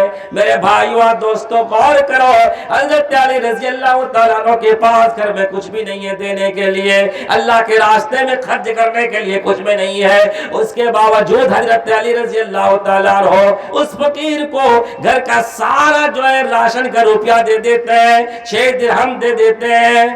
اللہ رب العالمین اس کے بعد پھر ان کو 60 درہم جو ہے اس کے بدلے میں عطا کرتا ہے۔ اب غور کرو، ایک جنگ تھی جس جنگ کا نام جیش العسرہ کہا گیا ہے، پھل پکنے کا ٹائم تھا، مدینے کے اندر کھجور کے پکنے کا وقت وہ تھا، بہت دور کا سفر کرنا ہے، دور میں جنگ کرنا ہے۔ صحابہ کے پاس اس ٹائم روپیہ پیسہ نہیں ہے، اللہ کے نبی صلی اللہ علیہ وسلم صحابہ سے چندہ کر رہے ہیں، صحابہ سے اللہ کے رسول صلی اللہ علیہ وسلم اللہ کے راستے میں خرچ کرنے کو کہہ رہے ہیں۔ صحابہ جو ہے گھر کے اندر جو کچھ بھی لا کر کے دے رہے ہیں، کوئی 1 مد کھجور دے رہا ہے، کوئی 1 سا دے رہا ہے، کوئی نصف سا دے رہا ہے، اور ایسے کرتے کرتے بعض صحابہ جو ہے آتے ہیں، ان کے پاس سواری بھی نہیں ہے کہ اس جنگ میں جو ہے وہ شریک ہو جائے۔ اللہ کے رسول صلی اللہ علیہ وسلم سے کہتے ہیں، اللہ کے نبی، اللہ کے رسول، ہمارے پاس تو سواری نہیں ہے کہ ہم جہاد کر سکیں۔ اللہ کے رسول صلی اللہ علیہ وسلم کے پاس بھی سواری نہیں ہے کہ وہ صحابہ کو جہاد کرنے کے لیے دے۔ اللہ کے رسول کہتے ہیں، ما اجدو، میں نہیں پا رہا ہوں کہ تم لوگوں کو سواریوں پر سوار کراؤں۔ پھر وہ صحابہ آتے اور آنے کے بعد اللہ کے راستے میں کچھ دینے کے لیے نہیں رہتا ہے، تولوا واعینہم تفیض من الدمع حزنا الا یجدوا ما ينفقون۔ وہ صحابی کے جن کے پاس اللہ کے راستے میں خرچ کرنے کے لیے کچھ بھی نہیں ہوتا ہے، وہ صحابی واپس چلے جاتے ہیں اور ان کی آنکھیں اشک بہا رہی ہیں، آنکھوں سے آنسو جاری ہے کہ کاش ہمارے اس بار 1 ہی کھجور ہوتی تو اللہ کے راستے میں خیرات کر دیتے، لٹا دیتے۔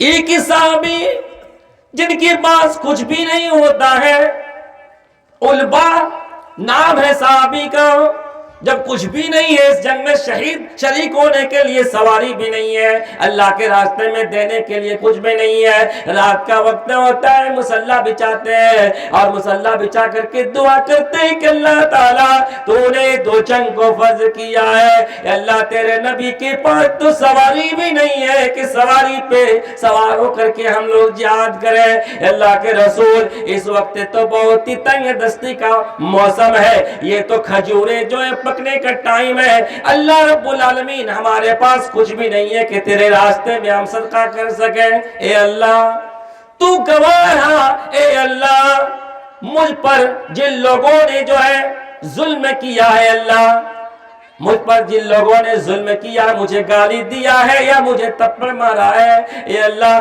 میرے مال کو جن لوگوں نے ناحق جو ہے لے لیا ہے، چھین لیا ہے، اے اللہ تعالی میری جان پر ظلم کیا ہے، میرے مال کو جن لوگوں نے ناحق جو ہے لے لیا ہے، اور جن لوگوں نے مجھے بے عزتی کیا ہے، میری عزت کے ساتھ میرے آبرو کے ساتھ کھیلا ہے، اے اللہ تعالیٰ میں ان ظالموں کو معاف کر دیتا ہوں اللہ تعالیٰ، اور ان لوگوں کو معاف کرنے کے بعد جو تو مجھے اجر دے گا، جو کچھ تو اللہ مجھے ثواب دے گا، ان ثواب کو، اس اجر کو اللہ تعالیٰ میں تمام مسلمانوں میں بانٹ دیتا ہوں، اس لیے کہ آج میرے پاس صدقہ کرنے کے لیے، اس لیے کہ اللہ کے راستے میں دینے کے لیے میرے پاس کچھ بھی نہیں ہے۔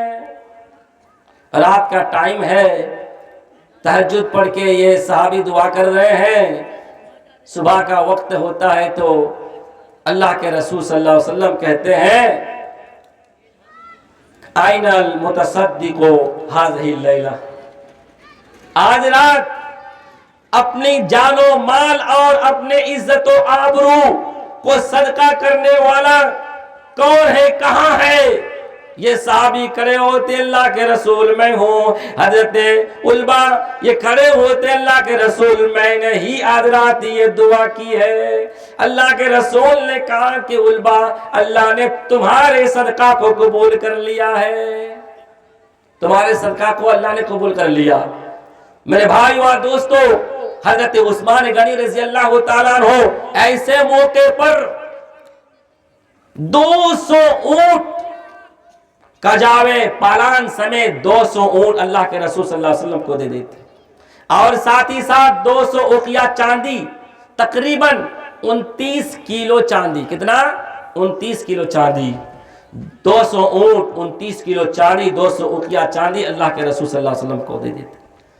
اس کے بعد پھر گھر جاتے ہیں حضرت عثمان غنی، اور جانے کے بعد 1000 دینار یعنی 1000 سونے کا سکہ، 1000 سونے کا سکہ لا کر کے اللہ کے رسول صلی اللہ علیہ وسلم کی گود میں بکھیر دیتے ہیں، دے دیتے ہیں۔ اللہ کے نبی صلی اللہ علیہ وسلم اتنا زیادہ خوش ہوتے ہیں۔ میرے بھائیوں اور دوستوں، غور کرو، تصور کرو اس منظر کو، ذرا اپنے دماغ میں لاؤ۔ اللہ کے رسول ان دیناروں کو الٹ پلٹ کر رہے اپنے ہاتھ سے، ان سونے کے سکوں کو اللہ کے نبی صلی اللہ علیہ وسلم دیکھ رہے ہیں، کبھی ادھر کر رہے ہیں، کبھی ادھر کر رہے ہیں، اور کہہ رہے ہیں کہ آج کے بعد عثمان کو کوئی بھی چیز جنت سے جانے سے روک نہیں سکتی ہے، آج کے بعد عثمان کو کوئی بھی چیز جنت میں جانے سے جو ہے روک نہیں سکتی ہے۔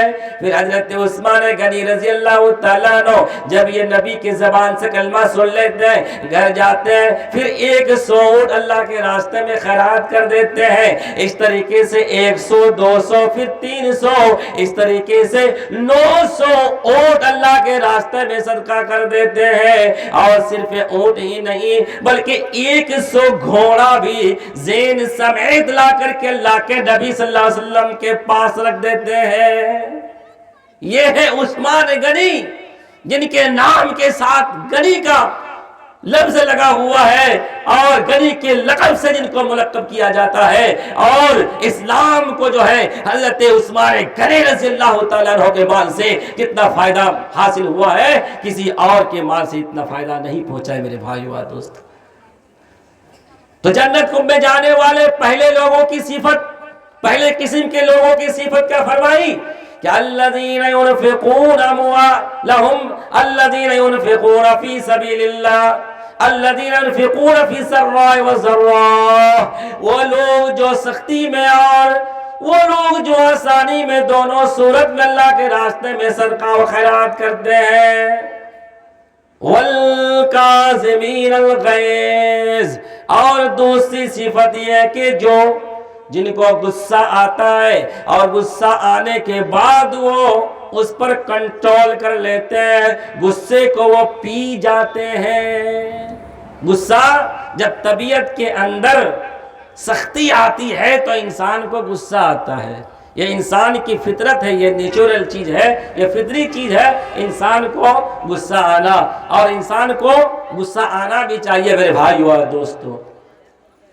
لیکن غصہ اگر کسی کو آئے تو اپنی ذات اور ذاتی مفاد کے لیے غصہ نہیں آنا چاہیے۔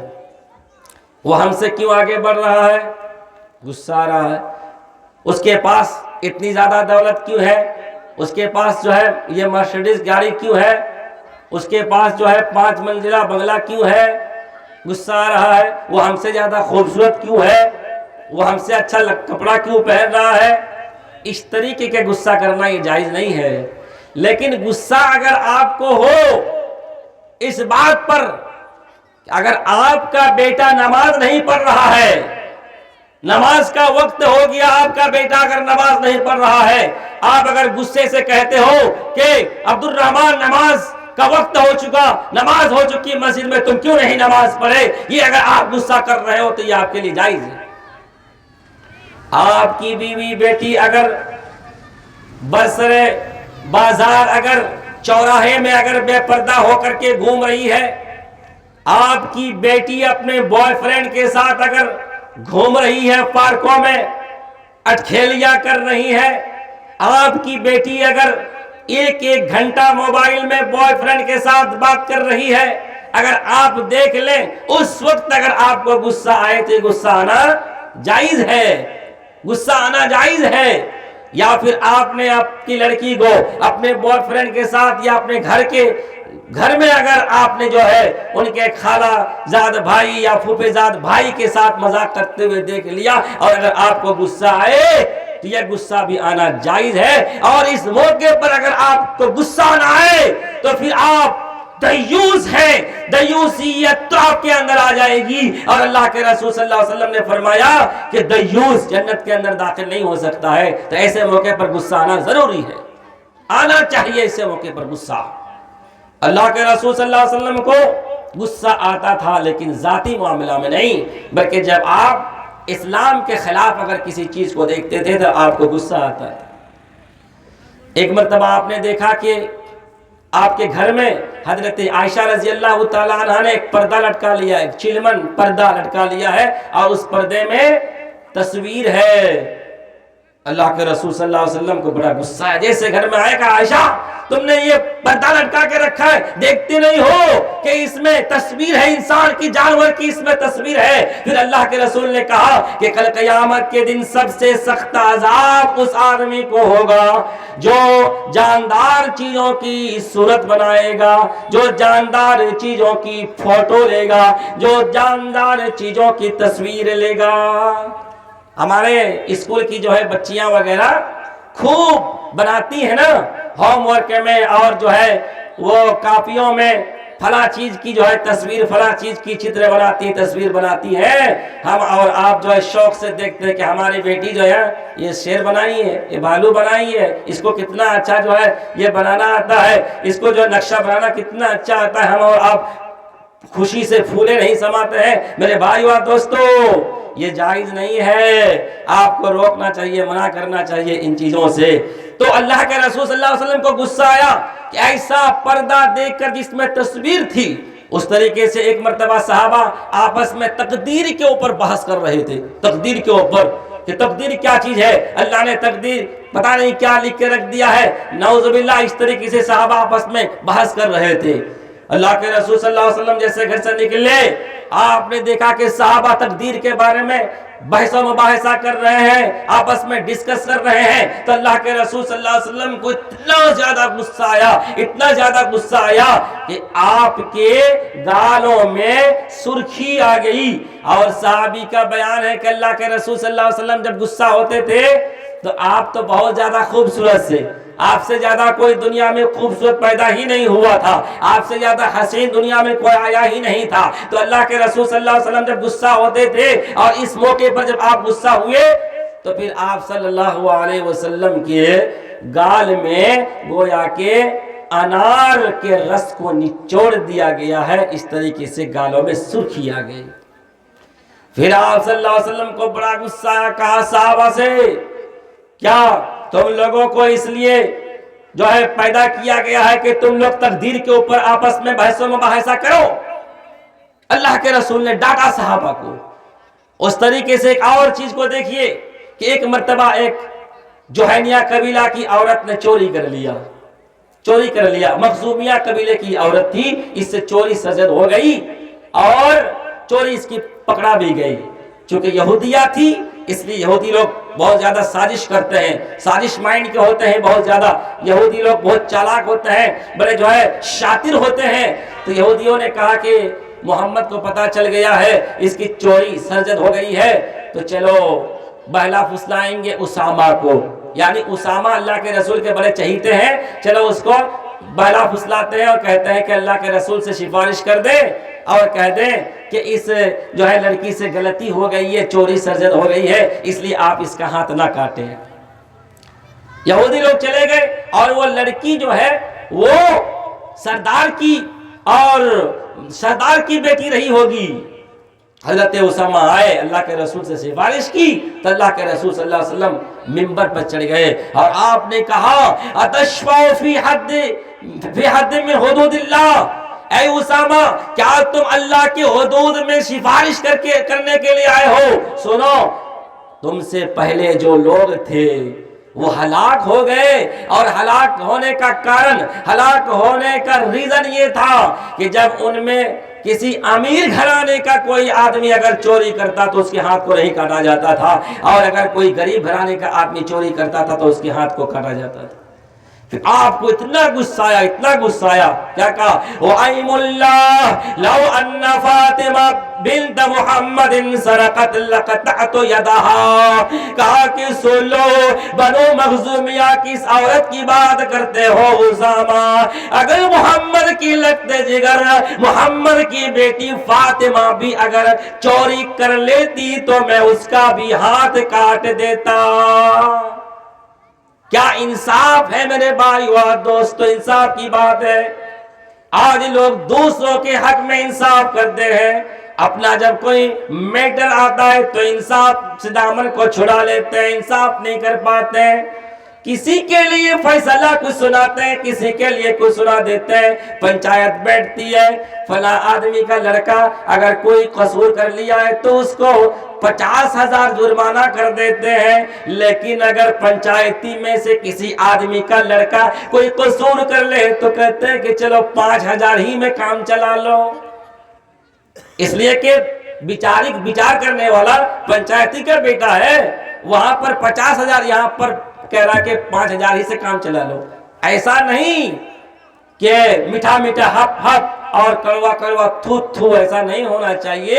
کسی کے لیے معیار الگ اور کسی کے لیے معیار الگ۔ اللہ کے رسول نے کہا کہ اگر فاطمہ میری بیٹی بھی اگر چوری کرتی تو اس کا ہاتھ میں کاٹ دیتا، اس کا میں ہاتھ کاٹ دیتا۔ تو میرے بھائی اور دوستو، غصہ آنا ہے جب اسلام کے خلاف کوئی کام کر رہا ہے تو آپ کو غصہ آنا چاہیے، اور یہ ایمان کے سب سے کمزور کوالٹی ہے اور سب سے کمزور قسم ہے۔ ایمان کے سب سے کمزور قسم کی علامت ہے کہ اگر آپ کے سامنے کوئی آدمی شراب پی کر کے جا رہا ہے، شراب پی لیا ہے، شراب میں دھت ہے، اور جو کچھ بول رہا ہے، گالی دے رہا ہے، راستے میں جا رہا ہے، اور آپ دیکھ کر کے چپ چاپ دل میں جو ہے چپ چاپ بیٹھے ہوئے بہت اچھا ہے، چلو میرا کیا جاتا ہے، شراب پی رہا ہے، وہ سمجھے گا، اس کا گھر والا سمجھے گا۔ میرے بھائی و دوستو، اگر ایسا خیال آپ کے دل میں آیا تو سمجھ لو کہ آپ ایمان سے ہاتھ دھل لیے، آپ کے دل میں، آپ کے اندر ایمان بالکل نہیں، ایمان کا جنازہ نکل چکا ہے۔ میرے بھائی و دوستو، ایسے موقع پر آپ کو غصہ آنا چاہیے کہ اسلامی سوسائٹی میں رہتا ہے، اسلامی سماج میں رہتا ہے اور شراب پی رہا ہے۔ اللہ کے رسول نے، اللہ نے جس کو حرام قرار دیا ہے، میرے بھائی و دوستو، تو اسلام کے خلاف اگر کوئی چیز کی جائے تو اس میں غصہ آنا ہے۔ تو جو لوگ غصہ ہو اور اس کو پی لیتے ہیں، یہ لوگ جنت کے اندر جائیں گے۔ اللہ رب العالمین نے اس کی جو ہے اس کا سرٹیفکیٹ دیا ہے اور فرمایا والکاظمین الغیظ، جنت میں جانے والے لوگ وہ ہوتے ہیں کہ غصہ آتا ہے، غصہ آنے کے بعد وہ کنٹرول کر لیتے ہیں، غصہ کو نافذ نہیں کرتے ہیں۔ غصہ تو خوب آتا ہے، اس کے باوجود وہ پی لیتے ہیں۔ اللہ کے نبی صلی اللہ علیہ وسلم نے فرمایا کہ بہادر وہ نہیں ہے جو کسی کو پچاڑ دے، بلکہ بہادر وہ ہے کہ جب غصہ آئے اور غصہ کے وقت اپنے آپ کو روک لے، اپنے آپ پر کنٹرول حاصل کر لے۔ اور جو کوئی آدمی دنیا کے اندر غصہ آتا ہے اور غصہ کو نافذ کرنے پر قادر بھی وہ ہے، اس کے باوجود اگر کسی کو معاف وہ کر دیتا ہے تو اللہ کے نبی صلی اللہ علیہ وسلم فرماتے ہیں من کظم غیظا وهو قادر علی ان ينفذه دعاه اللہ علی رؤوس الخلائق۔ وہ آدمی جو اپنے غصے کو پی لیتا ہے اس کے باوجود بھی کہ غصے کو نافذ کرنے پر قادر ہے، اس کے باوجود اگر وہ غصہ پی لیتا ہے تو کل قیامت کے دن اللہ رب العالمین اس آدمی کو بلائے گا اور تمام لوگوں کے سامنے بلائے گا اور پھر کہے گا یہ حور عین ہے، یہ خوبصورت حور ہے، ان حوروں میں سے جس حور کو بھی تم چوائس کرو تم اسے جو ہے لے لو، اس کے ساتھ تمہیں نکاح پڑھا دیا جائے گا، اسے تم حاصل کر سکتے ہو۔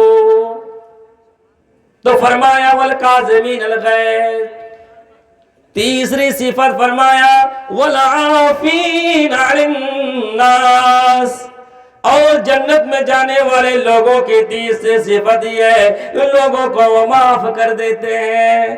غلطی کس سے نہیں ہوتی ہے؟ کوئی بھی دودھ کا دھلا ہوا نہیں ہے، کوئی بھی فرشتہ نہیں ہے، انسان اگر ہے تو انسانی تقاضے کے مطابق ہے، انسان ہونے کے ناطے آدمی سے غلطی ہو جاتی ہے، غلطی ہو جاتی ہے۔ مان لیجیے کہ آپ کسی فیکٹری کا مالک ہے، آپ کا نوکر ہے، آپ کا سرونٹ ہے، اس سے غلطی ہو جاتی ہے، غلطی ہو جاتی ہے، آپ کو چاہیے کہ آپ اگر معاف کر دے تو یہ آپ کے حق میں بہتر ہے۔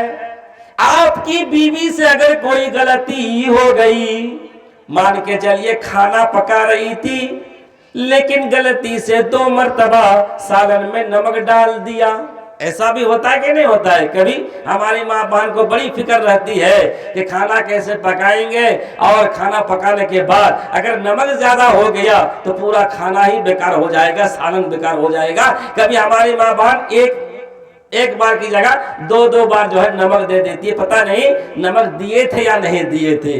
اگر کسی ماں بہن سے اگر یہ غلطی ہو جائے، بیوی سے اگر غلطی ہو جائے کہ سالن میں اس نے اگر نمک زیادہ دے دیا ہے تو پھر شوہر کو چاہیے کہ اسے معاف کر دے، اس لیے کہ وہ بھی تو انسان ہے، وہ بھی بھول سکتی، اس سے بھی غلطی ہو سکتی ہے۔ تو میرے بھائیو اور دوستو، جو دنیا کے اندر لوگوں کے قصور کو معاف کرنے والے ہوتے ہیں، جو دنیا کے اندر لوگوں کے غلطیوں کو معاف کرنے والے ہوتے ہیں، وہ آدمی جنت کے اندر داخل ہوں گے۔ اللہ کے نبی صلی اللہ علیہ وسلم کو دیکھیے کہ دنیا کے اندر وہ رحمت للعالمین بن کر کے آئے تھے، پوری کائنات کے لوگوں کے لیے وہ رحمت بن کر کے آئے تھے۔ فتح مکہ کا موقع ہے، اللہ کے نبی صلی اللہ علیہ وسلم مکے کے اندر فاتحانہ انداز میں داخل ہوتے ہیں اور مکہ کے صحن میں بڑے بڑے مکہ کے مجرمین بیٹھے ہوئے ہیں، بڑے بڑے اسلام کے گنہگار بیٹھے ہوئے ہیں، آپ کے بڑے بڑے مجرم بیٹھے ہوئے ہیں۔ اسی صحن میں وہ بھی بیٹھا ہوا ہے کہ آپ جب نماز پڑھتے تھے، جب آپ سجدے میں ہوتے تھے تو آپ کی پیٹھ میں اونٹ کی اوجڑی رکھ دی جاتی تھی۔ وہاں پر وہ بھی مجرم بیٹھا ہوا تھا کہ جنگ احد میں جس نے آپ کے دانتوں کو شہید کر دیا تھا، آپ کے جسم کو زخمی کرنے والا بھی وہاں پر بیٹھا ہوا تھا، آپ کے راستے میں کانٹے بچھانے والا بھی وہاں پر بیٹھا ہوا تھا، لیکن اللہ کے نبی صلی اللہ علیہ وسلم نے کسی بھی آدمی سے انتقام نہیں لیا۔ کہو لوگوں بتاؤ کیا تمہارے ساتھ میں کیا سلوک کرنے والا ہوں؟ لوگوں نے کہا آپ تو بڑے شریف ہیں، آپ تو شریف کے بیٹے ہیں۔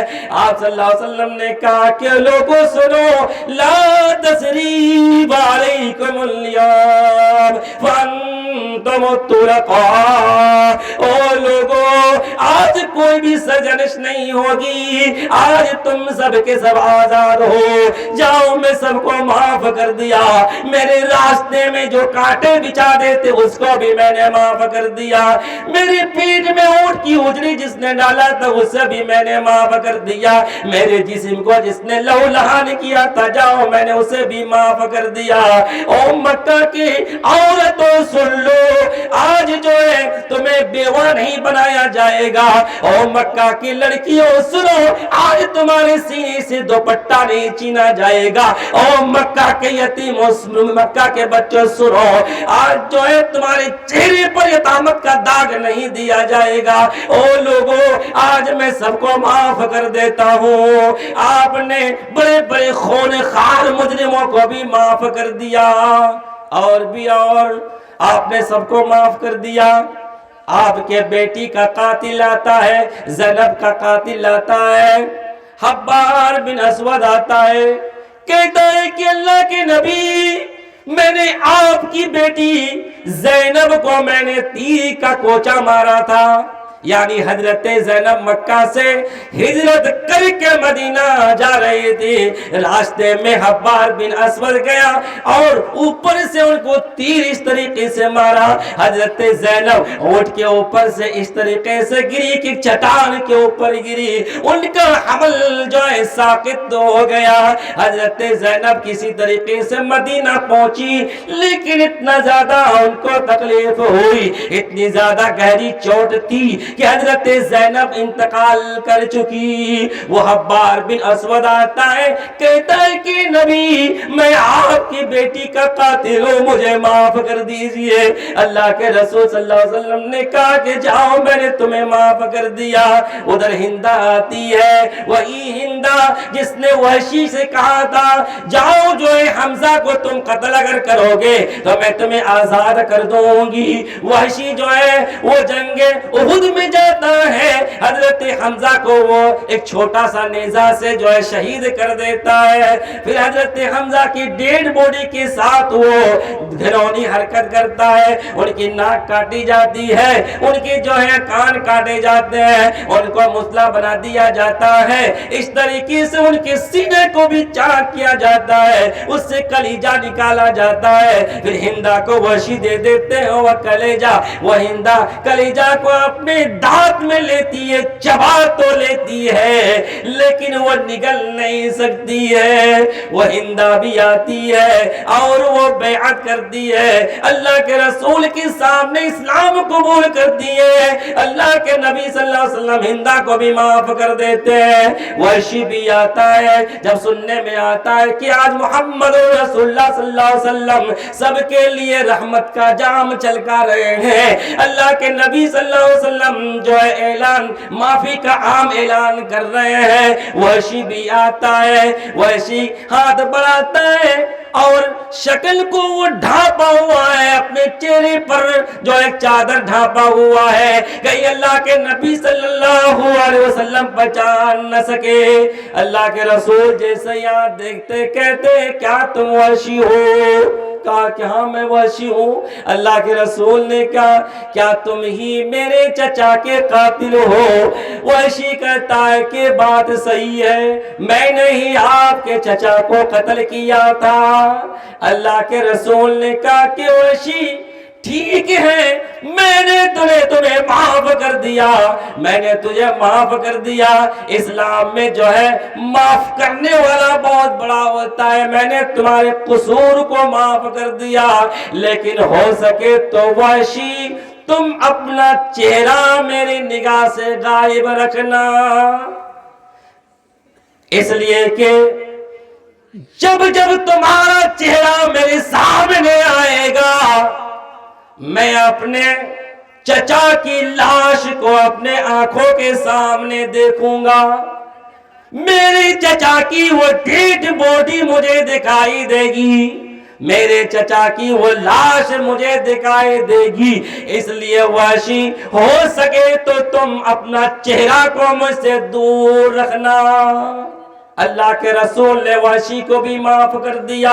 میرے بھائیو دوستو، تو اللہ فرماتا ہے والعافین عن الناس، جنت میں جانے والے لوگ وہ ہوتے چاہے کتنا ہی بڑا جو انسان سے غلطی بڑی غلطی نہ ہو جائے وہ معاف کر دیتا ہے۔ ہمارے سماج کے اندر دیکھیے میرے بھائیو دوستو، بڑا بھائی چھوٹے بھائی سے بات نہیں کرتا ہے، پوچھتے ہیں کتنے سالوں سے بات نہیں کرتا ہے تو بتاتا ہے کوئی 20 سال سے بڑا بھائی چھوٹے بھائی سے بات نہیں کرتا ہے کہ نہیں ایسا سماج میں میرے بھائی و دوستو؟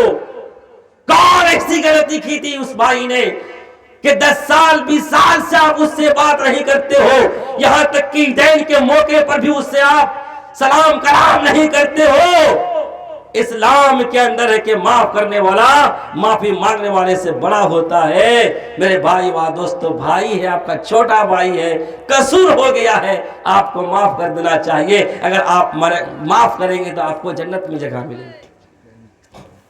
آئیے اور جو ہے میں آگے بات کو بڑھا رہا ہوں، جو ہے مجھے اختصار کرنے کا حکم بھی ہو گیا ہے۔ آگے اور جو ہے آپ دو چیزوں کو دیکھ لیجئے۔ اللہ رب العالمین فرماتا ہے والذین اذا فعلوا فاحشة او ظلموا انفسهم ذکروا اللہ فاستغفروا لذنوبهم ومن یغفر الذنوب الا اللہ۔ جنت میں جانے والے لوگوں کی صفت ایک یہ بھی ہوتی ہے جب ان سے کوئی برائی سرزد ہو جاتی ہے یا اپنے اوپر وہ ظلم کر لیتے ہیں، یعنی گناہ کر لیتے ہیں، ذکر اللہ، تو گناہ ہو جانے کے بعد فوراً اللہ کو یاد کر لیتے ہیں، اللہ یہ مجھ سے غلطی سرزد ہو گئی، فاستغفروا لذنوبہم، اور یہ فوراً وہ اللہ سے اپنے گناہوں کی بخشش مانگ لیتے ہیں کہ اللہ مجھ سے یہ گناہ سرزد ہو گیا ہے تو معاف کر دے۔ جب بھی کوئی گناہ سرزد ہو جائے میرے بھائی اور دوستو، ہم اور آپ بھی بڑے سے بڑے گناہ کے اندر مبتلا ہے، اور ہم سے بھی گناہ سرزد ہو جاتا ہے، غلطی ہو جاتی ہے، ہم گناہ کر لیتے ہیں، لیکن ہمارے اندر احساس پیدا نہیں ہوتا ہے کہ ہم نے یہ گناہ کر لیا ہے۔ صحابہ کے اندر بھی غلطی ہوتی تھی، وہ بھی جو ہے گناہ کرتے تھے، لیکن گناہ کرنے کے بعد فوراً وہ تڑپ جاتے تھے، ان کے اندر احساس ہو جاتا تھا۔ حضرت معیذ بن مالک رضی اللہ تعالیٰ عنہ سے بھی گناہ سرزد ہو گیا۔ کیا گناہ تھا؟ زنا کا گناہ تھا، زنا کر لیا انہوں نے، زنا تو سرزد ہو گیا۔ اس کے بعد حضرت معیذ بن مالک رضی اللہ تعالیٰ عنہ اللہ کے رسول صلی اللہ علیہ وسلم کے پاس آئے اور کہنے لگے یا رسول اللہ طہرنی، اے اللہ کے رسول مجھے آپ معاف کر دیجئے۔ آپ صلی اللہ علیہ وسلم نے فرمایا وَلْحَقْ ارجع فاستغفر اللہ وتب الیہ، افسوس ہو تم پر، جاؤ تم استغفار کر لو اور توبہ کر لو۔ اللہ کے رسول کہتے ہیں کہ چلے جاؤ معیذ، کچھ دور وہ چلے جاتے ہیں، چلے جانے کے بعد دوبارہ پلٹ کے آتے کہتے ہیں یا رسول اللہ طہرنی، اللہ کے رسول آپ مجھے پاک کر دیجئے۔ اللہ کے رسول پھر وہی جواب دیتے ہیں، دوبارہ معیذ چلے جاتے ہیں، پھر پلٹ جاتے ہیں، اس طریقے سے تیسری مرتبہ بھی وہ پلٹ جاتے ہیں اور کہتے ہیں کہ طہرنی یا رسول اللہ، اللہ کے رسول آپ مجھے معاف کر، آپ مجھے پاک کر دیجئے۔ چوتھی دفعہ آپ کہتے ہیں فیما اطہرک، اے معیذ کس چیز سے میں تمہیں معاف کروں؟ حضرت معیذ کہتے اللہ کے رسول میں نے زنا کر لیا ہے۔ اللہ کے رسول صلی اللہ علیہ وسلم نے کہا کیا تمہارے اندر پاگل پنی ہے؟ تمہاری عقل ٹھکانے پہ ہے کہ نہیں ہے؟ میں جج ہوں، میں فیصلہ سنانے والا ہوں، میں جو ہے سنسار کرنے کا حکم دینے والا ہوں، اتنے بڑے تم مجرم ہو اور میرے پاس آ کر کے زنا کا اقرار کر رہا ہے۔ صحابہ نے کہا کہ اللہ کے رسول اس کی عقل بھی جو ہے ٹھیک ہے، اللہ کے رسول اس کے اندر پاگل پنی نہیں ہے۔ اللہ کے رسول نے فرمایا یا پھر اس نے شراب بھی کر کے رکھی ہے؟ اللہ کے رسول صلی اللہ علیہ وسلم نے صحابہ نے کہا اللہ کے رسول اس نے شراب بھی نہیں پی ہے، تو اللہ کے رسول صلی اللہ علیہ وسلم نے فرمایا کہ جاؤ اور اسے رجم کر دو۔ پھر حضرت معیذ بن مالک کو رجم کر دیا جاتا ہے۔ میرے بھائیو اور دوستو، ایک اور عورت آتی ہے، گامدیہ قبیلے سے اس عورت کا تعلق ہے، یا پھر بعض روایت کے اندر اس کا نام ہی گامدیہ بتایا گیا ہے۔ وہ عورت کہتی ہے آ کر کے اللہ کے رسول مجھے پاک کر دیجئے۔ اللہ کے رسول نے کہا کہ کس چیز سے میں تمہیں پاک کروں؟ وہ عورت کہتی ہے کہ آپ بھی معیذ کی طرح مجھے واپس کہنے کو کہہ رہے ہیں، واپس جانے کو کہہ رہے ہیں، اللہ کے رسول نے کہا کہ تمہارا مائی سے کیا چکر ہے, مائی سے تمہارا کیا لین دین ہے, کیا تعلق ہے؟ وہ کہتی ہے اللہ کے رسول میں نے مالک مائی ہی سے زنا کیا ہے, اللہ کے رسول میں نے مائی سے زنا کر لیا ہے اور میرے پیٹ میں بچہ بھی ہے. اللہ کے رسول صلی اللہ علیہ وسلم نے فرمایا تو میں ابھی تمہیں سنسار نہیں کر سکتا ہوں, ابھی تم چلے جاؤ اور جب یہ بچہ پیدا ہوگا تو پھر تم دوبارہ آنا. وہ عورت چلی جاتی ہے اور جانے کے بعد جب بچہ پیدا ہوتا ہے تو اس بچے کو ایک کپڑے میں وہ لپیٹ لیتی ہے اور لپیٹنے کے بعد اللہ کے نبی صلی اللہ علیہ وسلم کے پاس آتی ہے. اللہ کے رسول میں نے یہ بچہ جنا, اللہ کے نبی یا میں نے یہ بچہ جنا, یہ دیکھیے میرا بچہ ہے, اب تو مجھے آپ سنسار کر دیجئے. اللہ کے رسول صلی اللہ علیہ وسلم نے فرمایا کہ نہیں, یہ بچہ, اس بچے کو ابھی تمہارے دودھ کی ضرورت ہے, میں اس کے دودھ پینے کے حق کو میں چھین نہیں سکتا ہوں. کتنے دن ایام اور مدت رضاعت ہے یعنی 2 سال ہے, جاؤ اس بچے کو تم 2 سال دودھ پلاؤ, اس کے بعد پھر آنا, جب یہ بچہ کچھ کھانے پینے کے لائق ہو جائے تو پھر تم دوبارہ آنا. وہ عورت گھر چلی جاتی ہے, اس بچے کو 2 سال تک دودھ پلاتی ہے اور جب بچہ کچھ کھانے پینے کے لائق ہو جاتا ہے تو وہ عورت اپنے بچے کو لے کر کے اللہ کے رسول صلی اللہ علیہ وسلم کے عدالت میں آتی ہے اور ساتھ ہی ساتھ اپنے بچے کے ہاتھ میں ایک روٹی کا ٹکڑا بھی وہ دے دیتی ہے. آتی ہے اللہ کے رسول, یہ دیکھیے میرا بیٹا اب کھانے پینے کے بھی لائق ہو گیا ہے. اللہ کے رسول دیکھیے یہ میرا بیٹا تو اب روٹی بھی کھانے کے لائق ہو گیا ہے. اللہ کے رسول صلی اللہ علیہ وسلم صحابہ سے کہتے ہیں او میرے صحابہ, یہ عورت کو اگر رجم کر دیا جائے تو یہ بچہ جو یتیم ہو جائے گا, اس بچے کی کفالت کون کرے گا؟ ایک انصاری صحابی کھڑا ہوتا ہے, اللہ کے رسول یہ بچہ ہمیں دے دیجئے, اس بچے کی کفالت کی ذمہ ہم ہیں. اللہ کے رسول صلی اللہ علیہ وسلم اس بچے کو دینے کا حکم کرتا ہے. میرے بھائیوں اور دوستوں, اس ماں سے اس بچے کو چھین لیا جاتا ہے, وہ بچہ رو رہا ہے, ماں کی شفقت بھی اور ماں کی ممتا بھی جوش مارتی ہے, وہ ماں بھی رونے لگتی ہے اور اسے سنسار کرنے کے لیے اسے رجم گاہ میں بھی جانا ہے, اللہ کا حکم کے تعمیل بھی کرنا ہے. ایک طرف بچے کی شفقت اور بچے کی محبت ہے, لیکن بچے کی محبت کو وہ عورت قربان کر کے رجم گاہ کی طرف جاتی ہے, بچے کی طرف ایک مرتبہ دیکھتی ہے, ایک مرتبہ رجم گاہ کی طرف جاتی ہے. اس طریقے سے اس عورت کو رجم گاہ کی طرف لے جایا جاتا ہے. اللہ کے نبی کہتے ہیں کہ اس کے کپڑے کو ٹائٹ کر دو, اس کے کپڑے کو صحیح کر دو. پھر اس عورت کو کندھا برابر زمین میں جو ہے گاڑ دیا جاتا ہے اور پھر پتھروں سے مار مار کر اس کو رجم کر دیا جاتا ہے. حضرت خالد بن ولید رضی اللہ تعالیٰ عنہ ایک پتھر اٹھاتے ہیں اور اس عورت کے چہرے پر مارتے ہیں, چہرے سے خون نکلتا ہے اور وہ خون حضرت خالد کے چہرے پر آ کر کے اس کا چیٹا لگ جاتا ہے. حضرت خالد رضی اللہ تعالیٰ عنہ اس عورت کو بلا بلا کہنے لگتے ہیں, کیا زانیہ اور فاحشہ عورت, اس طریقے سے الفاظ نکالتے ہیں. اللہ کے نبی صلی اللہ علیہ وسلم جب حضرت خالد کے زبان سے الفاظ سنتے ہیں, چیخ کر کہتے ہیں مہلن یا خالد والذی نفسی بیدہی, اے خالد اسے چھوڑ دو, اس ذات کی قسم جس کی قبضہ و تصرف میں میری جان ہے. لقد تابت توبتا لو قالها صاحب مقصن لغفر له, اس عورت نے ایسی توبہ کی ہے, ایسی توبہ کی ہے, اگر ظالم ٹیکس سے لینے والا آدمی, ایک ظالم ٹیکس سے لینے والا حکمراں جو دن میں جو ہے سینکڑوں گناہ کرتا ہے, جو گناہوں سے مرکب ہے اور گناہ کرنے والا ٹیکس لینے والا ظالم و جابر اگر حکمراں ہے, اگر اس کے اوپر بھی اس کی توبہ کو اگر رکھ دیا جائے تو اللہ تعالیٰ اسی کی توبہ کی برکت سے اس کے بھی گناہوں کو معاف کر دے.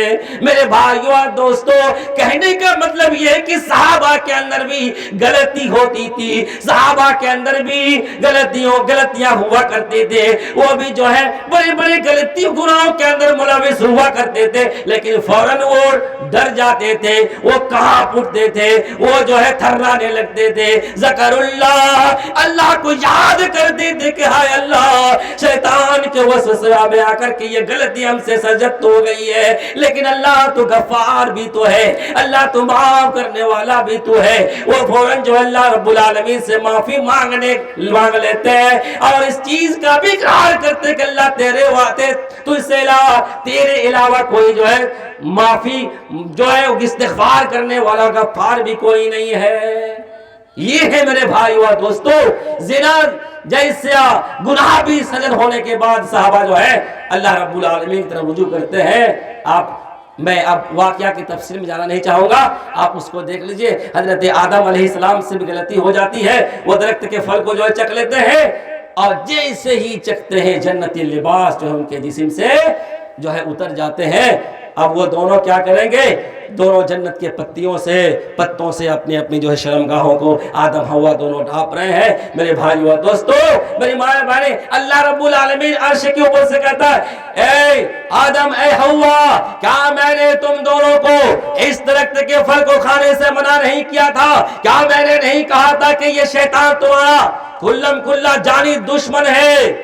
اس کے بعد یہ دونوں اقرار کرتے ہیں ہم لوگوں سے غلطی ہو گئی۔ قالا، دونوں دعا کرتے ہیں آدم و حوا، ربنا ظلمنا انفسنا وان لم تغفر لنا وترحمنا لنكونن من الخاسرین۔ اے اللہ، ہم نے اپنے آپ پر جو ظلم کر لیا ہے، اے اللہ ہم دونوں کو تو معاف فرما دے، اللہ تو ہم دونوں پر رحم فرما، اگر تو دیا نہ کرے گا، اگر تو رحم نہ کرے گا تو ہم دونوں خسارہ اٹھانے والوں میں سے ہو جائیں گے۔ میرے بھائی و دوستو، ابلیس سے بھی غلطی ہوئی تھی، لیکن ابلیس نے جو ہے توبہ نہیں کیا تھا، آدم حوا نے فوراً جو ہے توبہ کیا۔ تو یہ جو ہے چوتھی صفت تھی، اور جو ہے پانچویں صفت یہ ہے کہ جب کوئی غلطی ہو جاتی ہے، گناہ ہو جاتا ہے، جب توبہ کر لیتے ہیں تو توبہ کرنے کے بعد پھر دوبارہ وہ گناہ نہیں کرتے۔ مثلا ایک آدمی نے زنا کر لیا اور زنا کرنے کے بعد توبہ کر دیا کہ اللہ میں نے زنا کر لیا، اللہ تو معاف کر دے، معاف کر دے، تو وہ زندگی بھر اور زنا نہیں کرتا ہے، ایسی صفت والا جنت کے اندر جائے گا۔ شراب کا عادی ہے، برسوں شراب پیتا تھا، لیکن جب توبہ کر لیا تو پھر شراب کو کبھی ہاتھ نہیں لگایا۔ وَلَمْ يُصِرُّوا عَلَى مَا فَعَلُوا، جب اس نے غلطی کرنے کے بعد جب توبہ کر لیا تو پھر توبہ کرنے کے بعد دوبارہ جو ہے کبھی اس غلطی کو، اس گناہ کو نہیں کیا۔ میرے بھائیو اور دوستو، یہ جو ہے چند صفات اللہ رب العالمین نے بتائی ہے جنت جانے والوں کی، جنت جانے والے لوگوں کے اوصاف کو بتلائی ہے۔ وہ کیا ہے؟ پہلا یہ ہے کہ آسانی اور سختی میں اللہ کے راستے میں خرچ کرنے والا۔ نمبر 2، والکاظمین الغیظ، غصہ کو پی جانے والا۔ تیسرا، والعافین عن الناس، لوگوں کو معاف کر دینے والا۔ چوتھا یہ ہے کہ جب کوئی فاحشہ اور جو ہے گناہ سرزد ہو جائے یا اپنے آپ پر ظلم کر لے تو فوراً وہ اللہ کو یاد کر کے معافی مانگ لے۔ اور پانچواں یہ ہے کہ گناہ ہو گیا ہے، توبہ کر لی ہے، اس کے بعد اور کبھی اس گناہ کو نہیں کرتے ہیں، گناہ پر اصرار نہیں کرتے ہیں۔ اگر یہ پانچوں اوصاف اگر پیدا ہو جاتے ہیں تو اللہ رب العالمین نے بشارت سنائی ہے، اولئک جزاؤہم مغفرۃ من ربہم، ایسا ہی وہ لوگ ہیں جن کے اندر یہ پانچ اوصاف پیدا ہو جائے تو ان لوگوں کا بدلہ ان کے رب کی طرف سے مغفرت ہے، بخشش ہے۔ وَجَنَّاتٌ تَجْرِي مِن تَحْتِهَا الْأَنْهَارُ خَالِدِينَ فِيهَا، اور ایسے لوگوں کے لیے ایسی جنتیں ہیں جس جنت کے نیچے نہریں جاری ہے اور اس جنت میں وہ ہمیشہ ہمیشہ رہیں گے، کبھی بھی اس جنت سے وہ نہیں نکالے جائیں گے۔ اور اللہ رب العالمین نے فرمایا فَنِعْمَ أَجْرُ الْعَامِلِينَ کہ دنیا کے اندر ان چیزوں پر عمل کرنے والوں کا بدلہ کیا ہی بہترین ہے، اور وہ بہترین بدلہ کیا ہے؟ وہ جنت ہے میرے بھائیو و دوستو۔ اسی لیے اس جنت کو حاصل کرنے کے لیے ایک دوسرے سے سبقت کرو، ایک دوسرے سے آگے بڑھنے کی کوشش کرو، اور جنت کی طرف، جنت حاصل کرنے کا شوق، جنت حاصل کرنے کا جنون اپنے اندر پیدا کرو میرے بھائیو اور دوستو، اور اس کے لیے اچھے عمل کرو، نیک عمل کرو، اور گناہوں سے اپنے آپ کو بچا کے رکھو، اللہ رب العالمین کی عبادت کرتے ہوئے زندگی گزارو، رب چاہی زندگی گزارو، اللہ رب العالمین کے رضا کے مطابق زندگی گزارو، جبھی جو ہے اللہ رب العالمین کی جنت کو حاصل کر سکو گے۔ آخر میں اللہ رب العالمین سے دعا ہے کہ پروردگار عالم مغرب سے لے کر کے جن مقررین حضرات نے جو بھی باتیں کی ہیں، آپ کے سامنے جو بھی باتیں رکھی ہیں، دعا کرتے ہیں کہ پروردگار عالم ہمیں اور تمام لوگوں کو ان باتوں پر سننے اور کہنے سے زیادہ عمل کرنے کی توفیق عطا فرما۔ پروردگار عالم اگر کوئی پریشان حال ہے تو مولا کریم ان کی پریشانی کو دور فرما دے۔ پروردگار عالم اگر کوئی قرض کے اندر مبتلا ہے تو مولا کریم ان کے قرض کو اتار دے۔ پروردگار عالم اگر کوئی بے اولاد ہے تو ان کو تو صاحب اولاد بنا دے۔ مولا کریم اگر کوئی صاحب اولاد ہے تو ان کی اولاد کو صالح اور متقی بنا دے۔ مولا کریم پورے دنیا کے مسلمانوں کو امن و شانتی اور چین و سکون کی زندگی عطا فرما دے۔ پروردگار عالم پورے دنیا کے اندر اسلام کے نام کو روشن فرما دے۔ پروردگار عالم ہمارے ماں بہنوں کو بھی پردہ کرنے کی توفیق عطا فرما دے۔ پروردگار عالم ہماری ماں بہنوں کو بھی فاطمہ ختیجہ جیسی زندگی گزارنے کی توفیق عطا فرما دے۔ آمین۔ وآخر دعوانا ان الحمدللہ رب العالمین، والسلام علیکم ورحمۃ اللہ وبرکاتہ۔